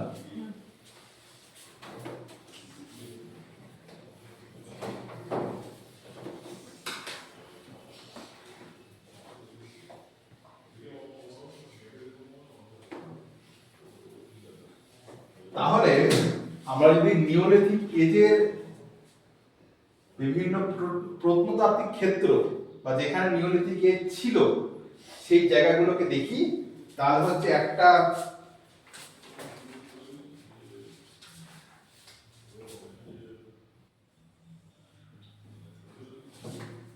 হচ্ছে নর্থ ওয়েস্টার্ন,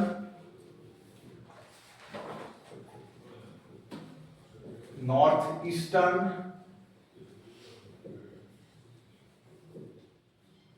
আর একটা হচ্ছে সাউথার্ন। নর্থ ওয়েস্টার্নে দুটো মেন প্রত্নক্ষেত্র, একটা হচ্ছে বালুচিস্তান, এটা হচ্ছে মেহেরগড়। সেটা কি মানে কোন কোন জায়গায় দেখা যায় সেটার ভাগ হচ্ছে? নিওলিথিক এজ ভারতবর্ষে আমরা তিনটে রিজিয়ন দেখতে পাই, একটা হচ্ছে নর্থ ওয়েস্টার্ন, নর্থ ইস্টার্ন এবং সাউথার্ন। ঠিক আছে, নর্থ ওয়েস্টার্নের মধ্যে দুখানা প্রত্নক্ষেত্র উল্লেখযোগ্য, একটা হচ্ছে মেহেরগড় আর একটা হচ্ছে বুরজাহোম। বুরজাহোম, আমরা যদি নর্থ, বুরজাহোম হচ্ছে কাশ্মীরে অবস্থিত, আর মেহেরগড় হচ্ছে বালুচিস্তানে অবস্থিত।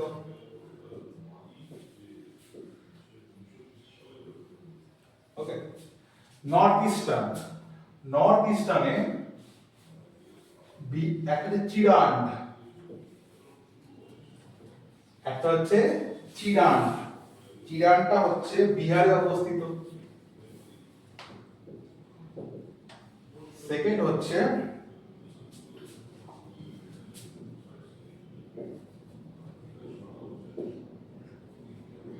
কোলদিওয়া এবং মহাকারা, যেটা উত্তরপ্রদেশে অবস্থিত। স্যার ওই বুর্জা হোম ওটা বুর্জা হোম।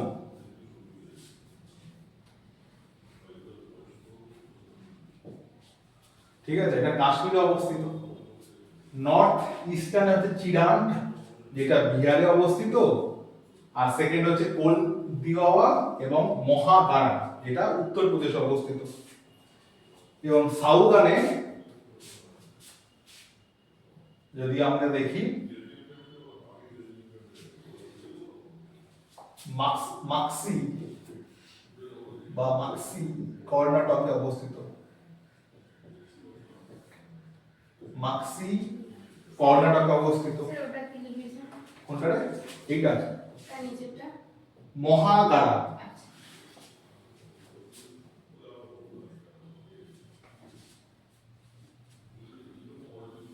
পারামপল্লী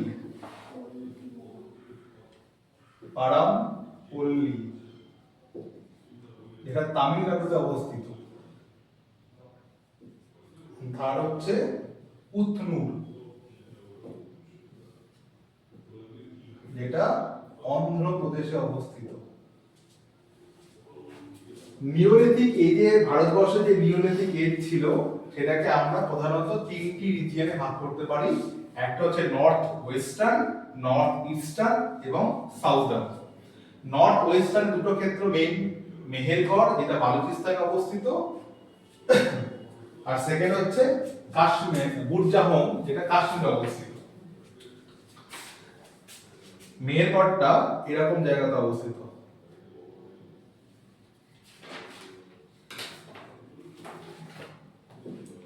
মেহেরগড়। বুরজাহোমটা এখানে অবস্থিত।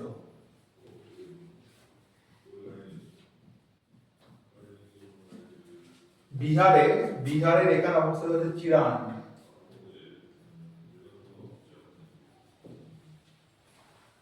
ঠিক আছে, এখানে আছে উত্তরপ্রদেশের এখানে অবস্থিত হচ্ছে তোর মহাকারা এবং কোলদিওয়া।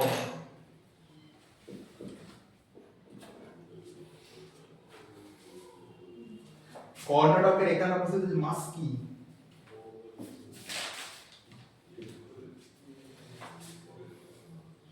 তামিলনাড়ুতে অবস্থিত হচ্ছে পায়মপল্লী।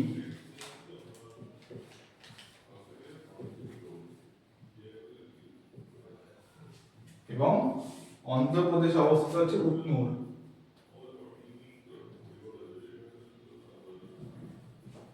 বুঝা গেল? এটা কি কোন রিজিয়ন? এটা কোন রিজিয়ন? ওখানে কি দেখাচ্ছিস ম্যাপ দেখ। এটা কোন রিজিয়ন? ভারতবর্ষের এটা কোন দিকে? এটা ভারতবর্ষের উত্তর লিখেছেন ওটা? উটনুর। হর্ষ তয় নয় দীর্ঘ। এটা ভারতবর্ষের কোন দিকে? এটা কাশ্মীর কোথায় অবস্থিত? ভারতবর্ষের কোন দিকে? উত্তর। তাহলে এটা নর্থ। হ্যাঁ। নর্থের তলায় কি হবে? সাউথ। আমাদের ওয়েস্ট বেঙ্গল কোন দিকে অবস্থিত? হ্যাঁ, কোন দিকে? এটা কোন দিক? না ওয়েস্ট, না পশ্চিম। ইস্ট। আর গুজরাট কোন দিকে অবস্থিত? ওয়েস্ট। ওয়েস্ট। তাহলে এটা কি? এটা কি? সাউথ। তাহলে এটা কোন রিজিয়ন? Southern region. এটা কোন রিজিয়ন? ওয়েস্টার্ন। এটা হচ্ছে ওয়েস্টার্ন এবং নর্থ, মানে নর্থ ওয়েস্টার্ন রিজিয়ন। এটা কি region? North eastern region. North eastern region. তাহলে বোঝা গেল ভারতবর্ষের দক্ষিণ দিকে হচ্ছে সাউদার্ন, পূর্ব দিকে হচ্ছে নর্থ ইস্টার্ন, পশ্চিম দিকে নর্থ ওয়েস্টার্ন। বোঝা গেল? ভারতের ম্যাপটা কিন্তু মনে রাখতে হবে। ওকে, আর না দেখে ছবি আঁকা প্র্যাকটিস করতে হবে। ম্যাপের ছবি অ্যাট লিস্ট ভারতের। ওকে। আর কোথায় কোন রাজ্য আছে? ধর আমাদের ওয়েস্ট বেঙ্গল এখানে আছে, এখানে তামিলনাড়ু আছে, তার পাশে কেরালা আছে, তার পাশে কর্ণাটক আছে, তারপর মুম্বাই আছে, মহারাষ্ট্র আছে, এখানে গুজরাট, এখানে রাজস্থান, হরিয়ানা, পাঞ্জাব, কাশ্মীর, এই সমস্ত জায়গাটা কোথায় কোন ভারতবর্ষের কোথায় কোন জায়গায় কোন রাজ্য আছে এটা আমাদের জানতে হবে। তাহলে আমাদের বুঝতে সুবিধা হবে বা অনুমান করতে সুবিধা হবে। ঠিক আছে? তাহলে নিওলিথিক এজের যে ভারতবর্ষের যে যেখানে যেখানে নিওলিথিক এজের জিনিসপত্র দেখা গেছে সেই রিজিয়নটাকে আমরা তিনটে রিজিয়নে ভাগ করতে পারি কি কি? নর্থ ওয়েস্টার্ন, নর্থ ইস্টার্ন আর সাউথ। সাউথ। তার মধ্যে নর্থ ওয়েস্টার্নের দুটো উল্লেখযোগ্য মেহেরগড় আর গুরজাহম। নর্থ ইস্টার্নে চিরান। চিরান কোথায় অবস্থিত? বিহার। বিহার। আর উত্তরপ্রদেশে কি অবস্থিত? মহাকাড়া, পল্টিগোয়া। সাউদার্নে কি অবস্থিত? মাস্কি, পারমপল্লী এবং কুতনুর। ঠিক আছে? এই সমস্ত জায়গাগুলো সাধারণত ভারতবর্ষের নিওলিথিক এজ এই সমস্ত জায়গায় বিস্তৃত ছিল। আমরা মেন কয়েকটা জিনিস নিয়ে আলোচনা করব।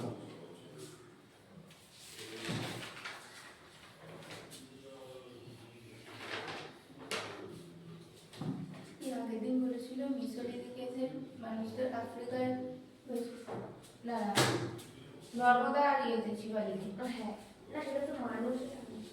ভারতবর্ষের প্রথম হোমো ইরেক্টাস মানুষের অস্তিত্ব পাওয়া যায় নর্মদা উপত্যকার কোথায়? হাতনোড়া। হাতনোড়া। এটা বর্তমানে কোথায় অবস্থিত? মধ্যপ্রদেশ। আর তুই যেটা বলছিস আফ্রিকাতে প্যালিওলিথিক যুগ প্রথম শুরু হয়েছিল আফ্রিকাতে আজ থেকে 20 লক্ষ বছর আগে। প্রায় 20 লক্ষ বছর আগে, কিন্তু ভারতবর্ষে প্যালিওলিথিক এজ সূত্রপাত ঘটে আজ থেকে 6 লক্ষ বছর আগে। ঠিক আছে? তাহলে মেহেরগড়ের নাম কি আমরা শুনেছি?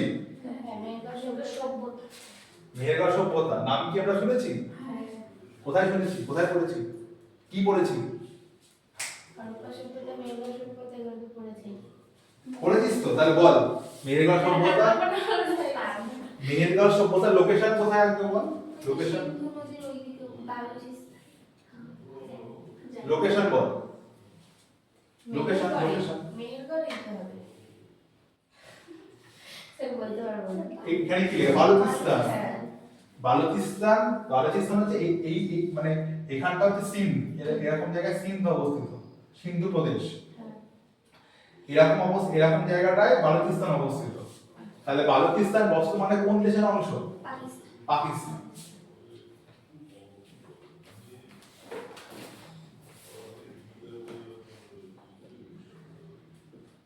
এই যে স্থান, স্থান কথাটা কোথা থেকে এসেছে? স্থান টেরিটরি ইন পার্সিয়ান। পাকিস্তান, এই স্থান কথাটা কোথা থেকে এসেছে? হিন্দুস্তান থেকে। আরে ওই যে পার্সিয়ানরা যে আসলো স্থান এটা সাফিক্স যোগ করলো। এটা পার্সিয়ান শব্দ থেকে এসেছে, যার অর্থ কি? টেরিটরি। এগুলো কি মাথায় রাখতে হবে, ভুলে যাস না আবার। ওকে, তাহলে মেহেরগড়ের বর্তমান লোকেশন কোথায়? বালুচিস্তান, পাকিস্তানে অবস্থিত। মেহেরগড় কোন নদীর তীরে অবস্থিত? সিন্ধু নদী থেকে। বোলান নদীর তীরে। সিন্ধু নয়, মানে মেহেরগড় কোন নদীর তীরে অবস্থিত? বোলান নদীর তীরে অবস্থিত। স্যার আমাদেরকে একটু ভুল বলে আপনি কিছু বলেন না। না না, ভুল করতে করতে তো শিখবি। ঠিক আছে? অন্য করে তো চাকর না। আপনি দেখালেন যে সিন্ধু নদী যাচ্ছে, তাহলে ওটা কি ওখানে বোলার নদী হয়ে যাচ্ছে? সিন্ধু নদীতে যাচ্ছে, নদীতে কি শাখা প্রশাখা বেরোতে পারে না? ঠিক আছে? তাহলে আমাদের এখানে যে একটা গঙ্গা নদী এসছে, গঙ্গা নদী থেকে আগে কোন নদী বেরোয়নি? হ্যাঁ। বা গঙ্গা নদীতে অন্য কোনো নদী এসে মেশেনি? এসেছে তো, তাহলে সেরকম। ভাগ্যিস গঙ্গাটা আবার পাকিস্তানে চলে যায়নি। ঠিক আছে। আচ্ছা, কোন নদীর তীরে অবস্থিত? বোলান নদীর তীরে অবস্থিত। তাহলে আমরা দেখেছি, যখন আমরা পড়েছিলাম তখন আমরা দেখেছি যে নিওলিথিক যুগে মানুষরা সমভূমি অঞ্চলে বসবাস করতো। কেন? কৃষিকাজ করতে হবে। কৃষিকাজ তো মাটি এলাকায় হবে না, সমভূমি এলাকায় হবে। তাহলে মেহেরগড় কোন সমভূমিতে অবস্থিত?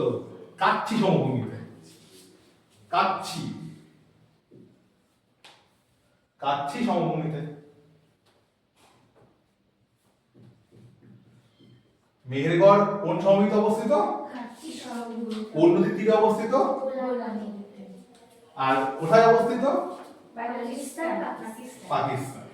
বেশ, এটা হয়ে গেল লোকেশন। আর যদি বলা হয় মেহেরগড় সভ্যতা শুরু কবে থেকে হয়, কবে থেকে স্টার্ট হয়েছিল মেহেরগড় সভ্যতা? যবে থেকে এটা শুরু হয়েছে নবপ্রস্তর যুগ তবে থেকে 7000 BCE থেকে, হ্যাঁ 7000 BCE থেকে মেহেরগড় সভ্যতার সূচনা হয়। তাহলে আমরা বলতে পারি ভারতের সবথেকে পুরনো নিওলিথিক সাইট যার নাম মেহেরগড়। বলতে পারি আমরা ভারতের সবথেকে পুরনো নিওলিথিক সাইট যার নাম কি?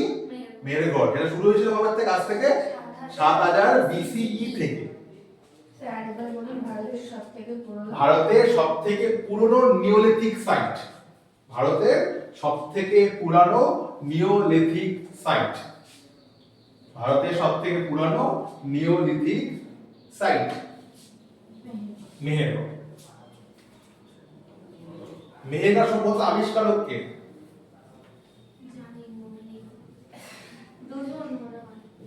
বা অনেকটা দেখি বল। বলতে দিয়া মেহেরগড় সভ্যতার আবিষ্কার হয়েছিল 1974 সালে। মেহেরগড় সভ্যতা আবিষ্কার হয় 1974 সালে। মানে আবিষ্কার হয় মানে খনন কার্যের মাধ্যমে সেটাকে তার অস্তিত্ব প্রমাণিত হয়। আগে হয়েছিল, তারপর অনেক মাটি চাপা পড়ে গেছে, খনন কার্যের ফলে সেটা হয় 1974 সালে। তাহলে তার আবিষ্কারক কে? কে খনন কার্য করে এই সভ্যতার হদিশ পেয়েছিল? দুজন। ও বললে কি র দিয়ে বলতো না? হ্যাঁ, রিচার্ড বিডো, মনে পড়ছে?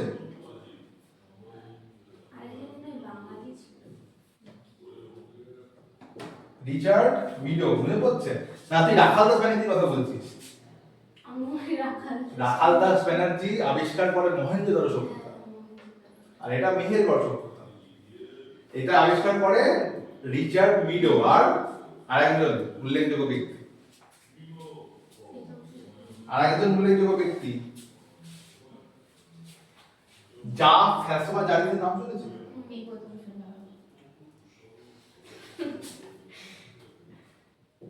যা ফ্যাসোয়া জারিজ, যা ফ্যাসোয়া জারিজ, ঠিক আছে? তাহলে মেহেরগড় সভ্যতা 1974 সালে কে আবিষ্কার করে? যা ফ্যাসোয়া জারিজ আর রিচার্ড বিডো। কিন্তু অপশনে হয়তো এটা নাও থাকতে পারে, এটা থাকবে। তাহলে আমরা কি কোন অপশন ঠিক করব? যা ফ্যাসোয়া জারিজ। আর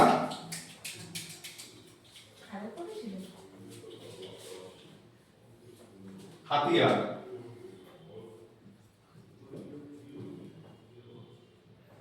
এই সময় তারা কিসের তৈরি হাতিয়ার ইউজ করত? পাথর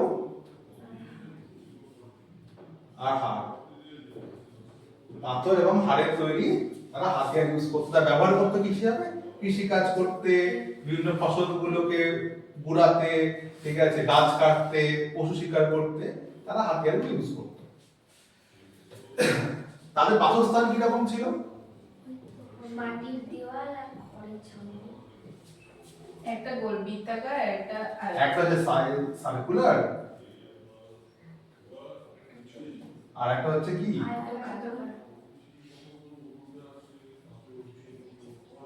আয়তাকার। তাদের যে দেয়াল, সেই দেয়ালগুলো কি দিয়ে তৈরি ছিল? মাটি দিয়ে দেয়াল আর খড় দিয়ে ছাউনি। এখানে হচ্ছে মাটির তৈরি ইট দিয়ে, ঠিক আছে, মাটির তৈরি ইট দিয়ে। অন্য জায়গায় আমরা দেখতে পাবো তারা মাটি দিয়ে ঘর তৈরি করছে, কিন্তু এখানে তারা ঘর তৈরি করছে মাটির তৈরি ইট দিয়ে, এবং প্রত্যেকটা ইট ছিল সেম সাইজের। প্রত্যেকটা ইট ছিল কি? সেম সাইজ, কোনো এদিক ওদিক কিচ্ছু নেই, বাঁকা তেরা ছোট বড় কিচ্ছু নেই, প্রত্যেকটা ইট হচ্ছে সেম সাইজ। এবং ছাউনি দিত কি দিয়ে? ছাদ কি দিয়ে? খড় দিয়ে। অর্থাৎ আমরা একটা জিনিস এখানে এক্সেপশন আমরা অন্যান্য জায়গায় যেটা দেখতে পাবো এখানে সেটা নয়, দেয়াল তৈরি হচ্ছে অন্য জায়গাতে মাটি দিয়ে, কিন্তু এখানে মাটির তৈরি ইট দিয়ে এবং প্রত্যেকটা ইটের সাইজ সেম, এবং এবং ছাদ দেওয়া হলো কি দিয়ে? খড় দিয়ে। খড়টাকে ইংলিশে কি বলে? রিড। ওকে, আর ঘরগুলো কি রকম হতো? আয়তাকার এবং গোলাকার, আয়তাকার এবং গোলাকার। ঠিক আছে,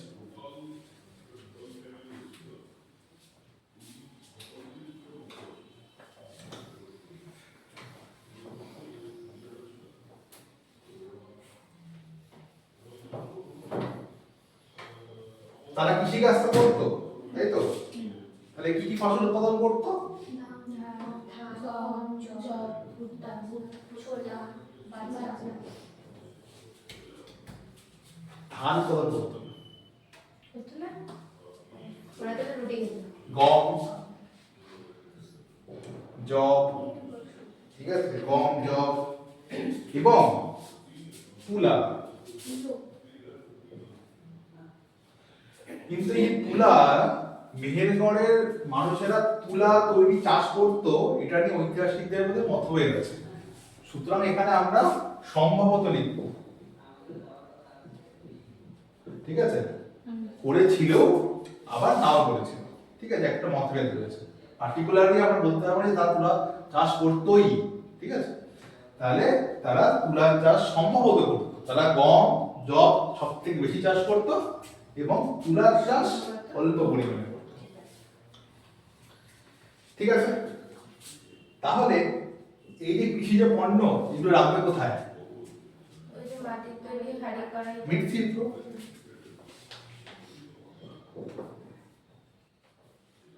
মৃৎশিল্প। তাহলে মৃৎশিল্প আমরা বলেছি আর্লি স্টেজে যে মৃৎশিল্প ছিল সেটা কি দিয়ে তৈরি হতো? হাত, মানে মৃৎশিল্পকে আমরা দুটি ভাগে ভাগ করেছিলাম না, একটা লেটার স্টেজে আর একটা আর্লি স্টেজে। আর্লি স্টেজ তৈরি হচ্ছে হাত দিয়ে, হ্যান্ডমেড। আর লেটার স্টেজে কি আসে? কুমোরের চাকা।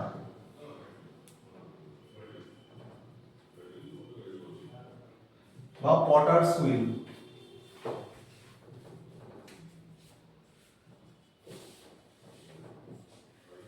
মোটামুটি 4500 বিসিইতে 4500 বিসিইতে মেহেরগড়ে কুমোরের চাকা আসে। মোটামুটি 4500 বিসিইতে মেহেরগড়ে কুমোরের চাকা আসে। কোথা থেকে আসে? এখানে কিন্তু চাকা আবিষ্কার হয়নি মেহেরগড়ে, চাকা অন্য জায়গা থেকে এসেছিল। কোথা থেকে এসেছিল যদি বলে, তখন এসেছিল হবে সুমের থেকে। সুমেরের নাম কি আমরা শুনেছি? সুমের, সুমের কোথায়? সুমের হচ্ছে একটা মেসোপটেমিয়ার একটা শহর।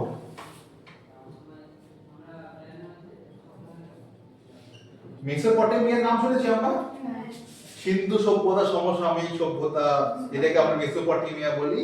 সেই মেসোপটেমিয়ার একটা শহরের নাম হচ্ছে সুমের। সেই সুমেরের প্রথম কুমোরের চাকা বা পটার সুইল আবিষ্কার হয় এবং আনুমানিক 4500 খ্রিস্টপূর্বাব্দে সেই কুমোরের চাকা এই বালুচিস্তান এই পথ ধরে মেহেরগড়ে আসছে। স্যার এই 4500 বিসি ওই জায়গাটা আরেকবার বলবেন? আনুমানিক সুমেরে, মেসোপটেমিয়ার একটা শহর হচ্ছে সুমের।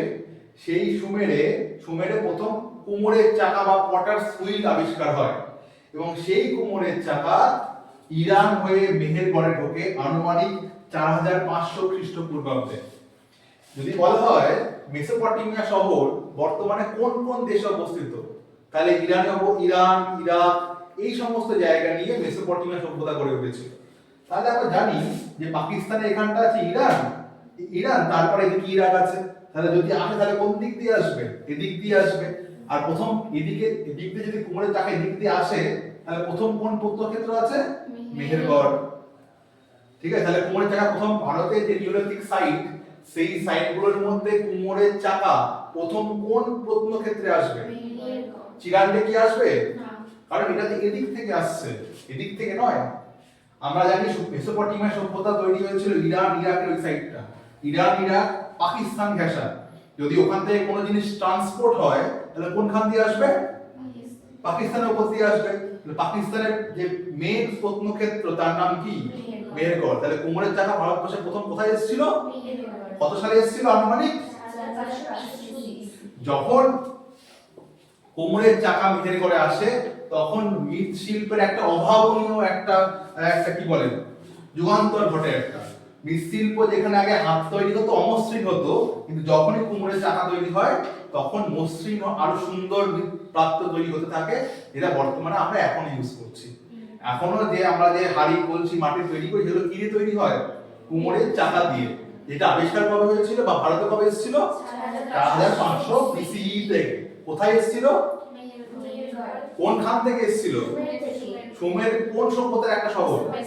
মেসোপটেমিয়া বর্তমানে কোথায় অবস্থিত? ক্লিয়ার? না এখন সেপারেট। ঠিক আছে, যেরকম ভাবে ইন্ডিয়া বাংলাদেশ পাকিস্তান সেপারেট, যেরকম ভাবে ইরাক সেপারেট। ভালো হয়েছে কি খারাপ হয়েছে কি করে বুঝতে হবে? যদি সেপারেশন পার্টিশন না হতো তাহলে আরো ভালো হতো, তাহলে ঝামেলাটাই হতো না। বোঝা গেল যে কুমোরের চাকা ভারতবর্ষের প্রথম কোথায় এসেছিল, কবে এসেছিল, কোথা থেকে এসেছিল? সুমের বর্তমানে কোন দেশে অবস্থিত?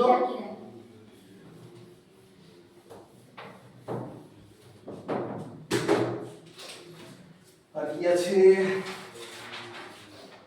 হ্যাঁ চল মেহেরগড় শেষ। এরপর সেকেন্ড কোন শহর? বুরজাহম। বুরজাহম কোথায় অবস্থিত? কোন? কাশ্মীর।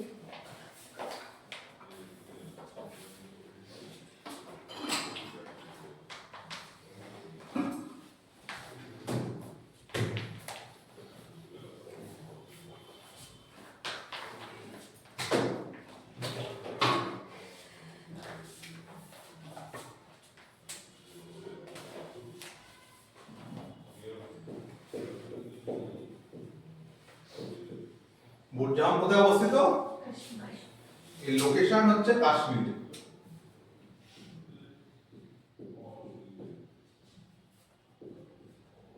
কাশ্মীর বর্তমানে কোথায় অবস্থিত? ভারতে। কোন নদীর তীরে অবস্থিত? মানে বুরজাহম কোন নদীর তীরে অবস্থিত? যাচ্ছে কিন্তু কিন্তু কিন্তু হ্যাঁ কাছাকাছি, কাছাকাছি। এরকম মেহেরগড় সিন্ধু নদীর পাশ থেকে গেছে কিন্তু বোলা নদীর তীরে অবস্থিত। ঠিক আছে, তাহলে বুরজাহম কোন নদীর তীরে অবস্থিত? কোন নদীর তীরে অবস্থিত? ঝিলাম নদীর তীরে অবস্থিত। পড়েছিলাম সপ্ত সিন্ধু নদী। সপ্ত সিন্ধুর মধ্যে কি নদী থাকে? সিন্ধু, সরস্বতী, তারপর বিয়াস, ঝিলাম, রাবি, চেনাব, সুতলেজ। ব্যাস এই তো। তাহলে বুরজাহম কোন নদীর তীরে অবস্থিত? ঝিলাম নদীর তীরে অবস্থিত। যদি বলা হয় শ্রীনগর কোন নদীর তীরে অবস্থিত? জম্মু কাশ্মীরের রাজধানী কি? শ্রীনগর কোন নদীর তীরে অবস্থিত? ঝিলাম নদীর তীরে অবস্থিত। সরস্বতী এখন যুক্ত, সরস্বতী এখন কোন অস্তিত্ব নেই। যদি বলা হয় কলকাতা কোন কোন নদীর তীরে অবস্থিত? না, হুগলি। তাহলে স্যার দক্ষিণে তো গঙ্গা আছে। হ্যাঁ, দক্ষিণের সাথে গঙ্গা যাচ্ছে। কোথায় দক্ষিণে থেকে গঙ্গা? ধর এই তো গঙ্গা এখান থেকে আসছে, ঠিক আছে?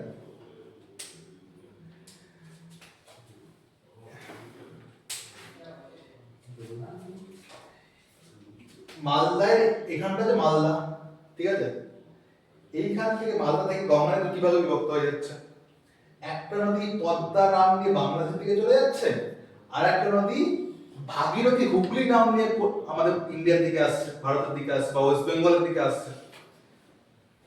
এই মালদার এখান থেকে নবদ্বীপ পর্যন্ত যে নদীটা, মানে এই অবধি গঙ্গা, মালদা অবধি গঙ্গা, এখান থেকে যে শাখাটা বাংলাদেশের দিকে যাচ্ছে সেটা হচ্ছে পদ্মা, আর যেটা ভারতের দিকে আসছে বা ওয়েস্ট বেঙ্গলের নিচে কলকাতার দিকে আসছে সেটা হচ্ছে ভাগীরথী হুগলি। মালদা থেকে নবদ্বীপ পর্যন্ত নদীটার পাটটাকে বলা হচ্ছে ভাগীরথী। নবদ্বীপ থেকে যখন বঙ্গোপসাগরে মিশছে সেই অবধি নদীটার নাম হচ্ছে হুগলি। তাহলে যদি বলা হয় কলকাতা শহর বর্তমানে কোন নদীর তীরে অবস্থিত? হুগলি নদীতে। মুর্শিদাবাদ শহর কোন নদীর তীরে অবস্থিত? মালদার কাছাকাছি। মুর্শিদাবাদ শহর কোন নদীর তীরে অবস্থিত? হাজারদুয়ারি প্যালেস গেছিস কেউ? যাসনি? নাম শুনেছিস তো? হাজারদুয়ারি প্যালেস কোন নদীর তীরে অবস্থিত? হাজারদুয়ারি প্যালেস কোন নদীর তীরে অবস্থিত? কোন নদীর তীরে? আচ্ছা, যদি বলা হয় মুর্শিদাবাদ কোন নদীর তীরে অবস্থিত? মুর্শিদাবাদ নবদ্বীপের আগে না পরে?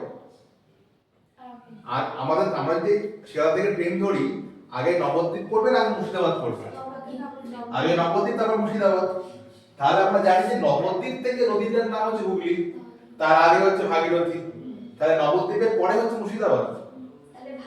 ভাগীরথী। মুর্শিদাবাদ শহর কোন দিক থেকে অবস্থিত? হাজারদুয়ারি প্যালেস কোন দিক থেকে অবস্থিত? এটা যখন জিওগ্রাফি স্যার পড়াবেন তখন আরো ডিটেইলসে বোঝাবেন, আমি এত কিছু বলে দিলাম। ঠিক আছে, তাহলে বুরজাহম কোথায় অবস্থিত? কাশ্মীরে। কোন নদীর তীরে অবস্থিত? ঝিলাম নদীর তীরে অবস্থিত। ঠিক আছে, শুরু কবে হয়? এই বুরজাহমের নিওলিথিক এজ শুরু কবে হয়েছিল? আমরা দেখেছি মেহেরগড়ে নিওলিথিক এজ শুরু হয়েছিল আনুমানিক ৭০০০ খ্রিস্টপূর্বাব্দে। তাহলে বুরজাহমে শুরু কবে হয়? ২৭০০ বিসিই তে। এই সভ্যতা সব জায়গায় একই সময় সূত্রপাত ঘটেনি, এই টাইম ফ্রেমের মধ্যে বিভিন্ন জায়গায় বিভিন্ন সময় ঘটেছে। মেহেরগড়, আমরা বললাম না, মেহেরগড় ভারতবর্ষের নিওলিথিক এজের সব থেকে পুরানো প্রত্নতাত্ত্বিক ক্ষেত্রের নাম কি? মেহেরগড়, যেটা শুরু হয়েছিল ৭০০০ খ্রিস্টপূর্বাব্দে এবং বুরজাহম শুরু হয় ২৭০০ খ্রিস্টপূর্বাব্দে। আচ্ছা, তারপর এদের জীবিকা কি ছিল? বল, জীবিকা কি ছিল? জীবিকা ও খাদ্যের উৎস বল, কি মনে হয়? কৃষিকাজ। কৃষিকাজ। তারপর পশুপালন।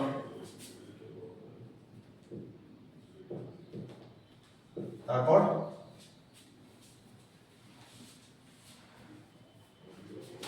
আর মাছ শিকার, মাছ ধরা। তারপর শিকার করা।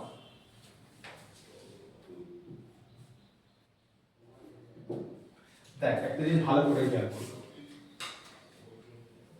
হিস্ট্রি, ইতিহাস কিভাবে তার জিওগ্রাফিক্যাল অবস্থা অনুযায়ী পরিবর্তন হচ্ছে। মেহেরগড় একটা সমভূমি অঞ্চল, কোন সমভূমির তীরে অবস্থিত? তাঁতি সমভূমিতে অবস্থিত। কিন্তু আমি যদি কাশ্মীরে আসি, কাশ্মীর তো পাহাড়ি এলাকা, ওখানে কি সমভূমি আছে? সমভূমি না হলে কৃষিকাজ কি হবে? পাহাড়ি এলাকা তো সমভূমি, তাহলে কৃষিকাজ খুব অল্প পরিমাণে হবে, অত্যাধিক মাত্রায় হবে না। অন্য জায়গায় আমরা দেখেছি কৃষিকাজ তাদের প্রধান জীবিকা, এখানে শিকার হয়ে গেল তাদের প্রধান জীবিকা। কৃষিকাজ হচ্ছে না, খাদ্য দরকার, তাহলে কি করবে তারা? শিকার করবে। তাহলে শিকার হয়ে গেল তাদের প্রধান জীবিকা। কাশ্মীরে আমরা দেখেছি পাহাড়ি এলাকা, পাহাড় থেকে অনেক নদী আসছে, নদী এসে একটা কি তৈরি করছে? পুকুর বা একটা লেক তৈরি করছে। লেকের ভেতরে কি থাকবে? তাহলে মাছ ধরা হচ্ছে তাদের সেকেন্ড জীবিকা। থার্ড হচ্ছে পশুপালন এবং ফোর্থ হচ্ছে কৃষিকাজ। অন্য জায়গায় কৃষিকাজ হচ্ছে তাদের প্রধান জীবিকা, তারপর পশুপালন। শিকার তারা করতোই না বললেই চলে, আর মাছ তারা খুব কম ধরতো। কিন্তু যখনই আমি সমভূমি ছেড়ে পাহাড়ি এলাকায় বা পার্বত্য এলাকায় আসছি, সেখানে সমভূমি নেই, সেখানে আমরা চাষযোগ্য জমি আমরা পাবো না, খেতে তো আমাকে হবে, তখন কি শিকার হচ্ছে প্রধান জীবিকা। তারপর হচ্ছে মাছ ধরা, কারণ এখন অনেক লেক ছিল, নদী পাহাড় থেকে নদী অনেক এসে পড়ছে, লেক তৈরি করছে। তারপর পশুপালন, তারপর কৃষিকাজ। ক্লিয়ার হচ্ছে? আচ্ছা,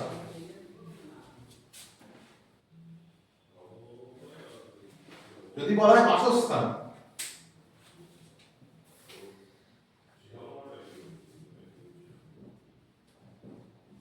যদি বলা হয় বাসস্থান তাহলে কি হবে?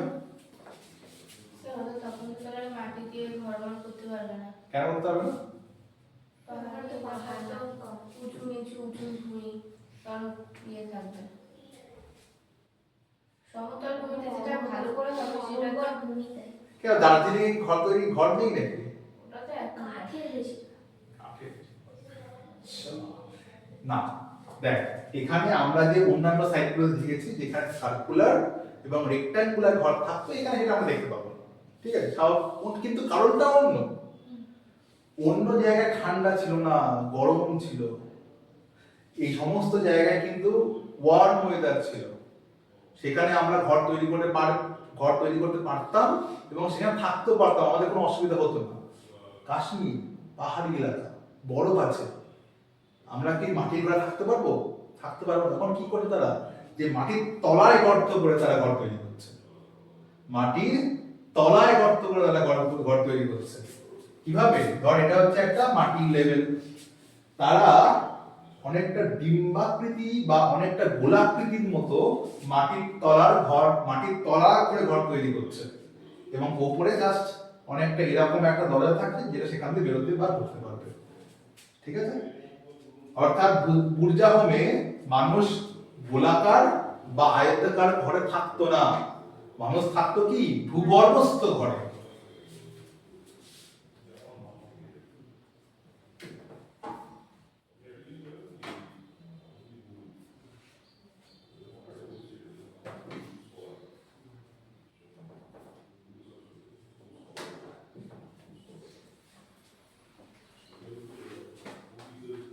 ঠিক আছে, মানুষ থাকতো কোথায়? ভূগর্ভস্থ ঘরে। কেন? ঠান্ডা থেকে বাঁচার জন্য। এটাকে বলা হচ্ছে ডুয়েলিং পিটস। এটাকে আমরা ইংলিশে কি বলি? ডুয়েলিং পিটস। এই ভূগর্ভস্থ ঘর, ভূগর্ভস্থ ঘরকে আমরা কি বলি? ডুয়েলিং পিটস। এটা দেখতে কি রকম ছিল?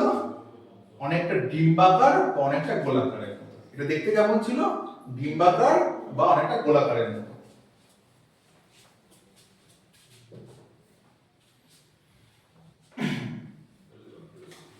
আর শেষ যে কটা ভারতবর্ষে যে কটা নিওলিথিক সাইট আছে, একমাত্র বুর্জা হোমেই আমরা দেখতে পাই যে মালিকের সাথে, মানে সমাধি ক্ষেত্রে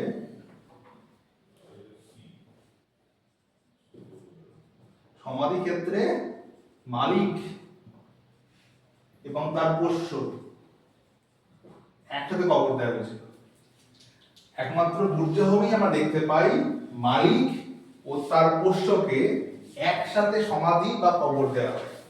একমাত্র বুর্জা হোমে, ভারতবর্ষে যে কটা নিওলিথিক সাইট আছে, একমাত্র বুর্জা হোমেই আমরা দেখতে পাই যে সেখানে মালিক ও তার পোষ্যকে একসাথে সমাধি বা কবর দেওয়া হয়। বোঝা গেল?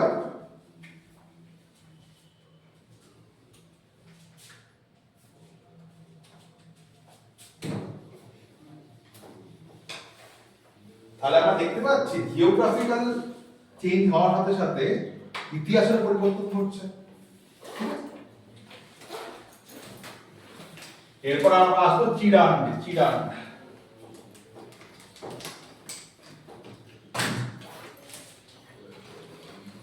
চিরান কোথায় অবস্থিত? বিহার। চিরান লোকেশন কি?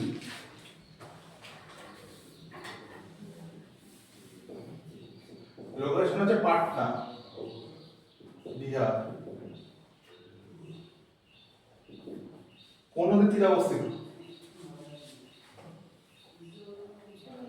কোন নদীর তীরে অবস্থিত? পাটনা কোন নদীর তীরে অবস্থিত? অ্যাকচুয়ালি চিরান চারটে নদীর মধ্যখানে অবস্থিত। একটা কি বল? একটার নাম গঙ্গা, তারপর গন্ডক, ঘড়ঘড়া,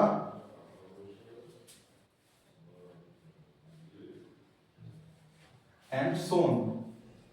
ঠিক আছে, চারটে রিভার গঙ্গা, গন্ডক, ঘড়ঘড়া এবং সোন, এই চারটে নদীর মধ্যখানে কি অবস্থিত? চিরান অবস্থিত। চিরান বর্তমানে পাটনার কাছে অবস্থিত, যেটা বিহারের রাজধানী। ঠিক আছে, মেহেরগড় কোন নদীর তীরে অবস্থিত? বুরজাম কোন নদীর তীরে অবস্থিত? ঝিলাম নদীর তীরে। কাশ্মীর কোন নদীতে? শ্রীনগর কোন নদীর তীরে অবস্থিত? শ্রীনগর কোন নদীর তীরে অবস্থিত? ঝিলাম নদীর তীরে। কলকাতা কোন নদীর তীরে অবস্থিত?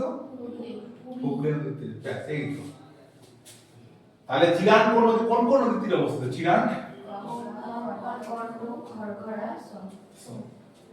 আর এটা সূত্রপাত হয়, আর সূত্রপাত হয় স্টার্টেড 2000 BCE তে।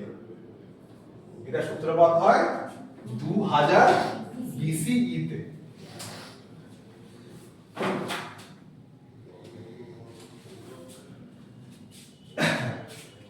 আচ্ছা, পাটনার কাছে কি কোনো পাহাড় আমরা কি লক্ষ্য করতে পারি? পাহাড়, পাটনার কাছে কি কোনো পাহাড় আছে? আছে? কি আছে? নেই না। এই পাটনার কাছে আমরা পাহাড় লক্ষ্য করতে পারি না। ঠিক আছে, সেই জন্য এখানে কোন জিনিসের তৈরি করা হাতিয়ারের প্রভাব বেশি থাকবে?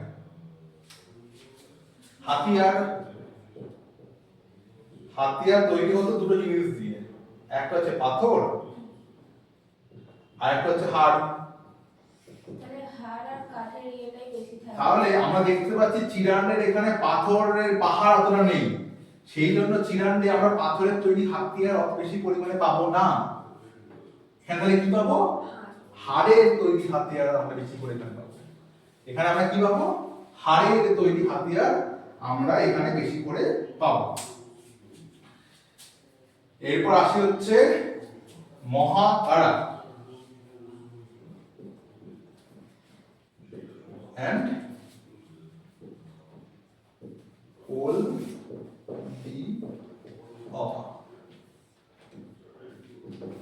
মহাকারা and হলদিয়া কোথায় অবস্থিত? উত্তরপ্রদেশ বা ইউপিতে অবস্থিত। এবং এখানে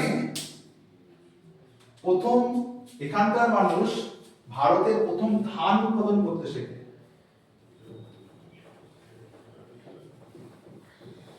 এখানকার মানুষ ভারতবর্ষে প্রথম ধান উৎপাদন করতে শেখে। এখানকার মানুষ, মহাগাড়া এবং হলদিয়ার মানুষ ভারতবর্ষে প্রথম ধান উৎপাদন করতে শেখে। একটা জিনিস, আমরা এই বর্তমানে বাঙালিকে কি বলা হয়? মাছে ভাতে বাঙালি, মাছ ছাড়া বাঙালি চলে না, তাই তো? তাহলে আমরা দেখতে পাচ্ছি এখানে মহাগাড়া এবং হলদিয়াতে তৈরি হচ্ছে রাইস কাল্টিভেশন বা রাইস উৎপাদন হচ্ছে। চিরান্ডে হাড়ের তৈরি জিনিসপত্র দেখা যায়, যার মধ্যে দেখতে পাই বড়শি,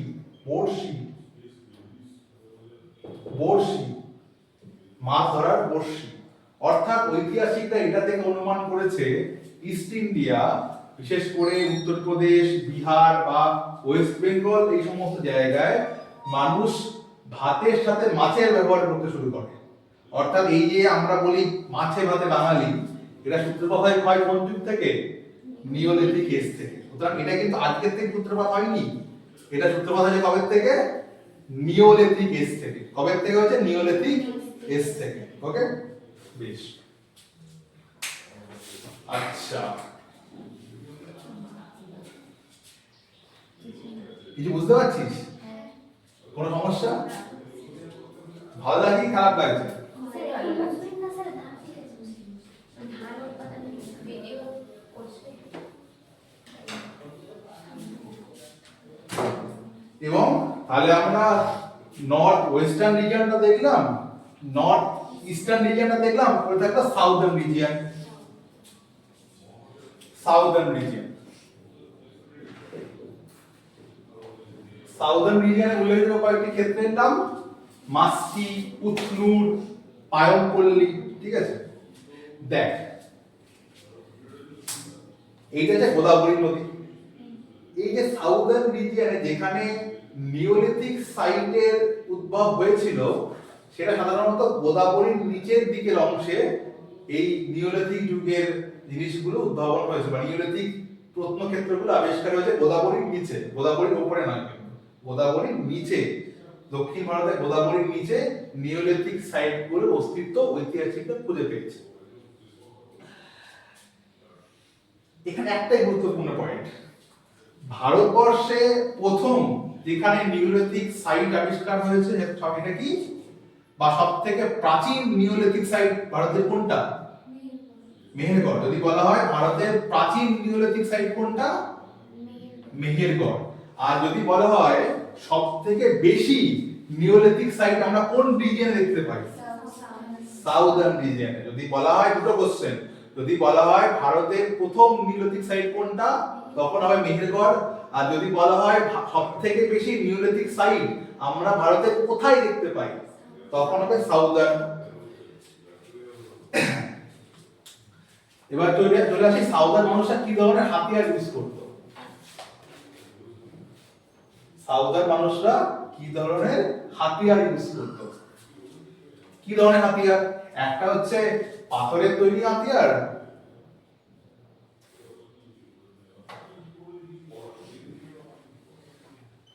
আর একটা হচ্ছে হাড়ের তৈরি হাতিয়ার, তাই তো? পাথর আর হাড়, এই দুটো দিয়ে তো হাতিয়ার তৈরি হতো, তাই তো?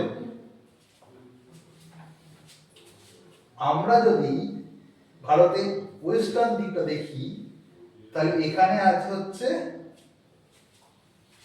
পশ্চিম ঘাট পর্বতমালা।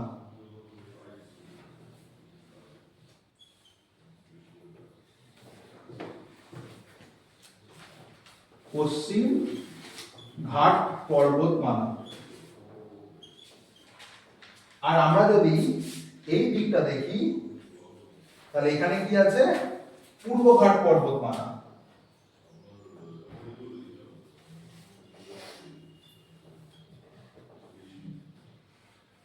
ঠিক আছে? ভারতবর্ষের সাউথের দিকে যদি যাই, আমরা যদি পশ্চিম দিকে দেখি, তাহলে আছে পশ্চিমঘাট পর্বতমালা। আর যদি পূর্ব দিকে অর্থাৎ অন্ধ্রপ্রদেশ, তামিলনাড়ু সাইডে দেখি, তাহলে আছে পূর্বঘাট পর্বতমালা। তাহলে ওপরে গোদাবরী, পশ্চিমে পশ্চিমঘাট পর্বতমালা, পূর্বে পূর্বঘাট পর্বতমালা, তার ভেতরে দক্ষিণ ভারতের নিওলিথিক সাইটগুলো রয়েছে। তাহলে এখানে হাতিয়ার তৈরি করবে কি দিয়ে? পাথর দিয়ে না হাড় দিয়ে? পর্বত মানে পাথর। তাহলে এখানে পাথরের তৈরি হাতিয়ার বেশি পরিমাণে পাওয়া গেছে, হাড়ের তৈরি নয়। তাহলে সাউদার্ন রিজিয়নে পাথরের তৈরি হাতিয়ার বেশি পরিমাণে পাওয়া গেছে, হাড়ের তৈরি নয়। চিরান্ডে এখানে সেরকম কোনো পর্বতমালা ছিল না, তার জন্য এখানে হাড়ের তৈরি হাতিয়ার পাওয়া গেছে, পাথরের তৈরি নয়। সাউদার্ন রিজিয়নে পর্বতমালা রয়েছে, সেই জন্য এখানে পাথরের তৈরি হাতিয়ার পাওয়া গেছে, হাড়ের তৈরি নয়। বুঝতে পারলাম? তাহলে এই হলো আমাদের নিওলিথিক সাইট ভারতবর্ষে, বা নিওলিথিক এজ হলো।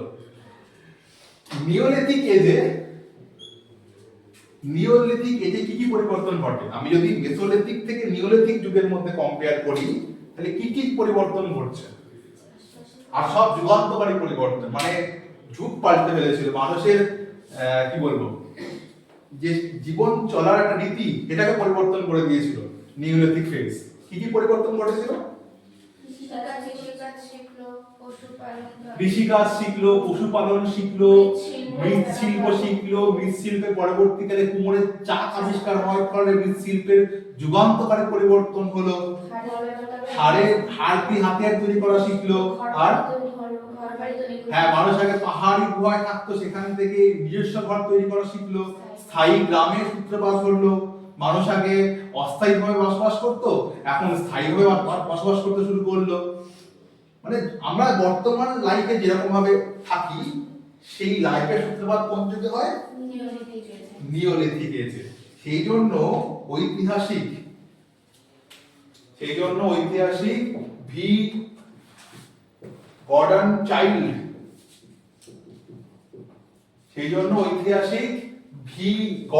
চাইল্ড এই যুগকে কি বলেছেন?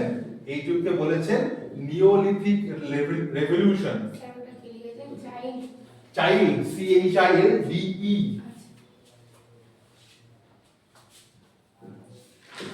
Neolithic revolution.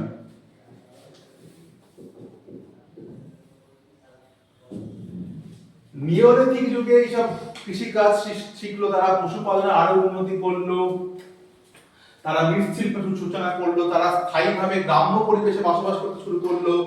ঠিক আছে, এই অভূতপূর্ব যে পরিবর্তন ঘটে, সেই জন্য ঐতিহাসিক ভি গর্ডন চাইল্ড এই যুগকে বলেছেন নিওলিথিক রেভলিউশন বা নব্য প্রস্তর যুগের বিপ্লব। রেভলিউশন মানে কি? বিপ্লব। রেভলিউশন মানে বিপ্লব, অর্থাৎ নিওলিথিক রেভলিউশন বা নব্য প্রস্তর যুগের বিপ্লব। ঠিক আছে, তাহলে এইভাবে আমাদের শেষ হলো স্টোন এজ। প্রিহিস্টোরিকের একটা পার্ট, প্রিহিস্টোরিক দুটো পার্ট নিয়ে গঠিত, একটা হচ্ছে স্টোন এজ আর একটা হচ্ছে কপার স্টোন এজ, তাই তো? তাহলে আমরা নিওলিথিক শেষ করার সাথে সাথে আমরা শেষ করলাম কি? স্টোন এজ কমপ্লিট, যেটা শুরু হয়েছিল আনুমানিক 6 লাখ থেকে শুরু করে 10,000 BC। Stone age 700 BC। 700 BC না 1000 BC। হ্যাঁ, খারাপ হয়ে গেছে। 1000 BC। বোঝা গেল? কোনো সমস্যা? কোনো সমস্যা নেই তো? না। ক্লিয়ার? ঠিক বলছিস না? মনে কোনো দ্বিধা দ্বন্দ্ব কিছু আছে? আপনি পরে যখন ধরবেন তখনই বুঝে যাবেন। না, নিজেকে বুঝতে হবে ব্যাপারটা। ঠিক আছে, কোনো সমস্যা নেই, পরের দিন পরীক্ষা।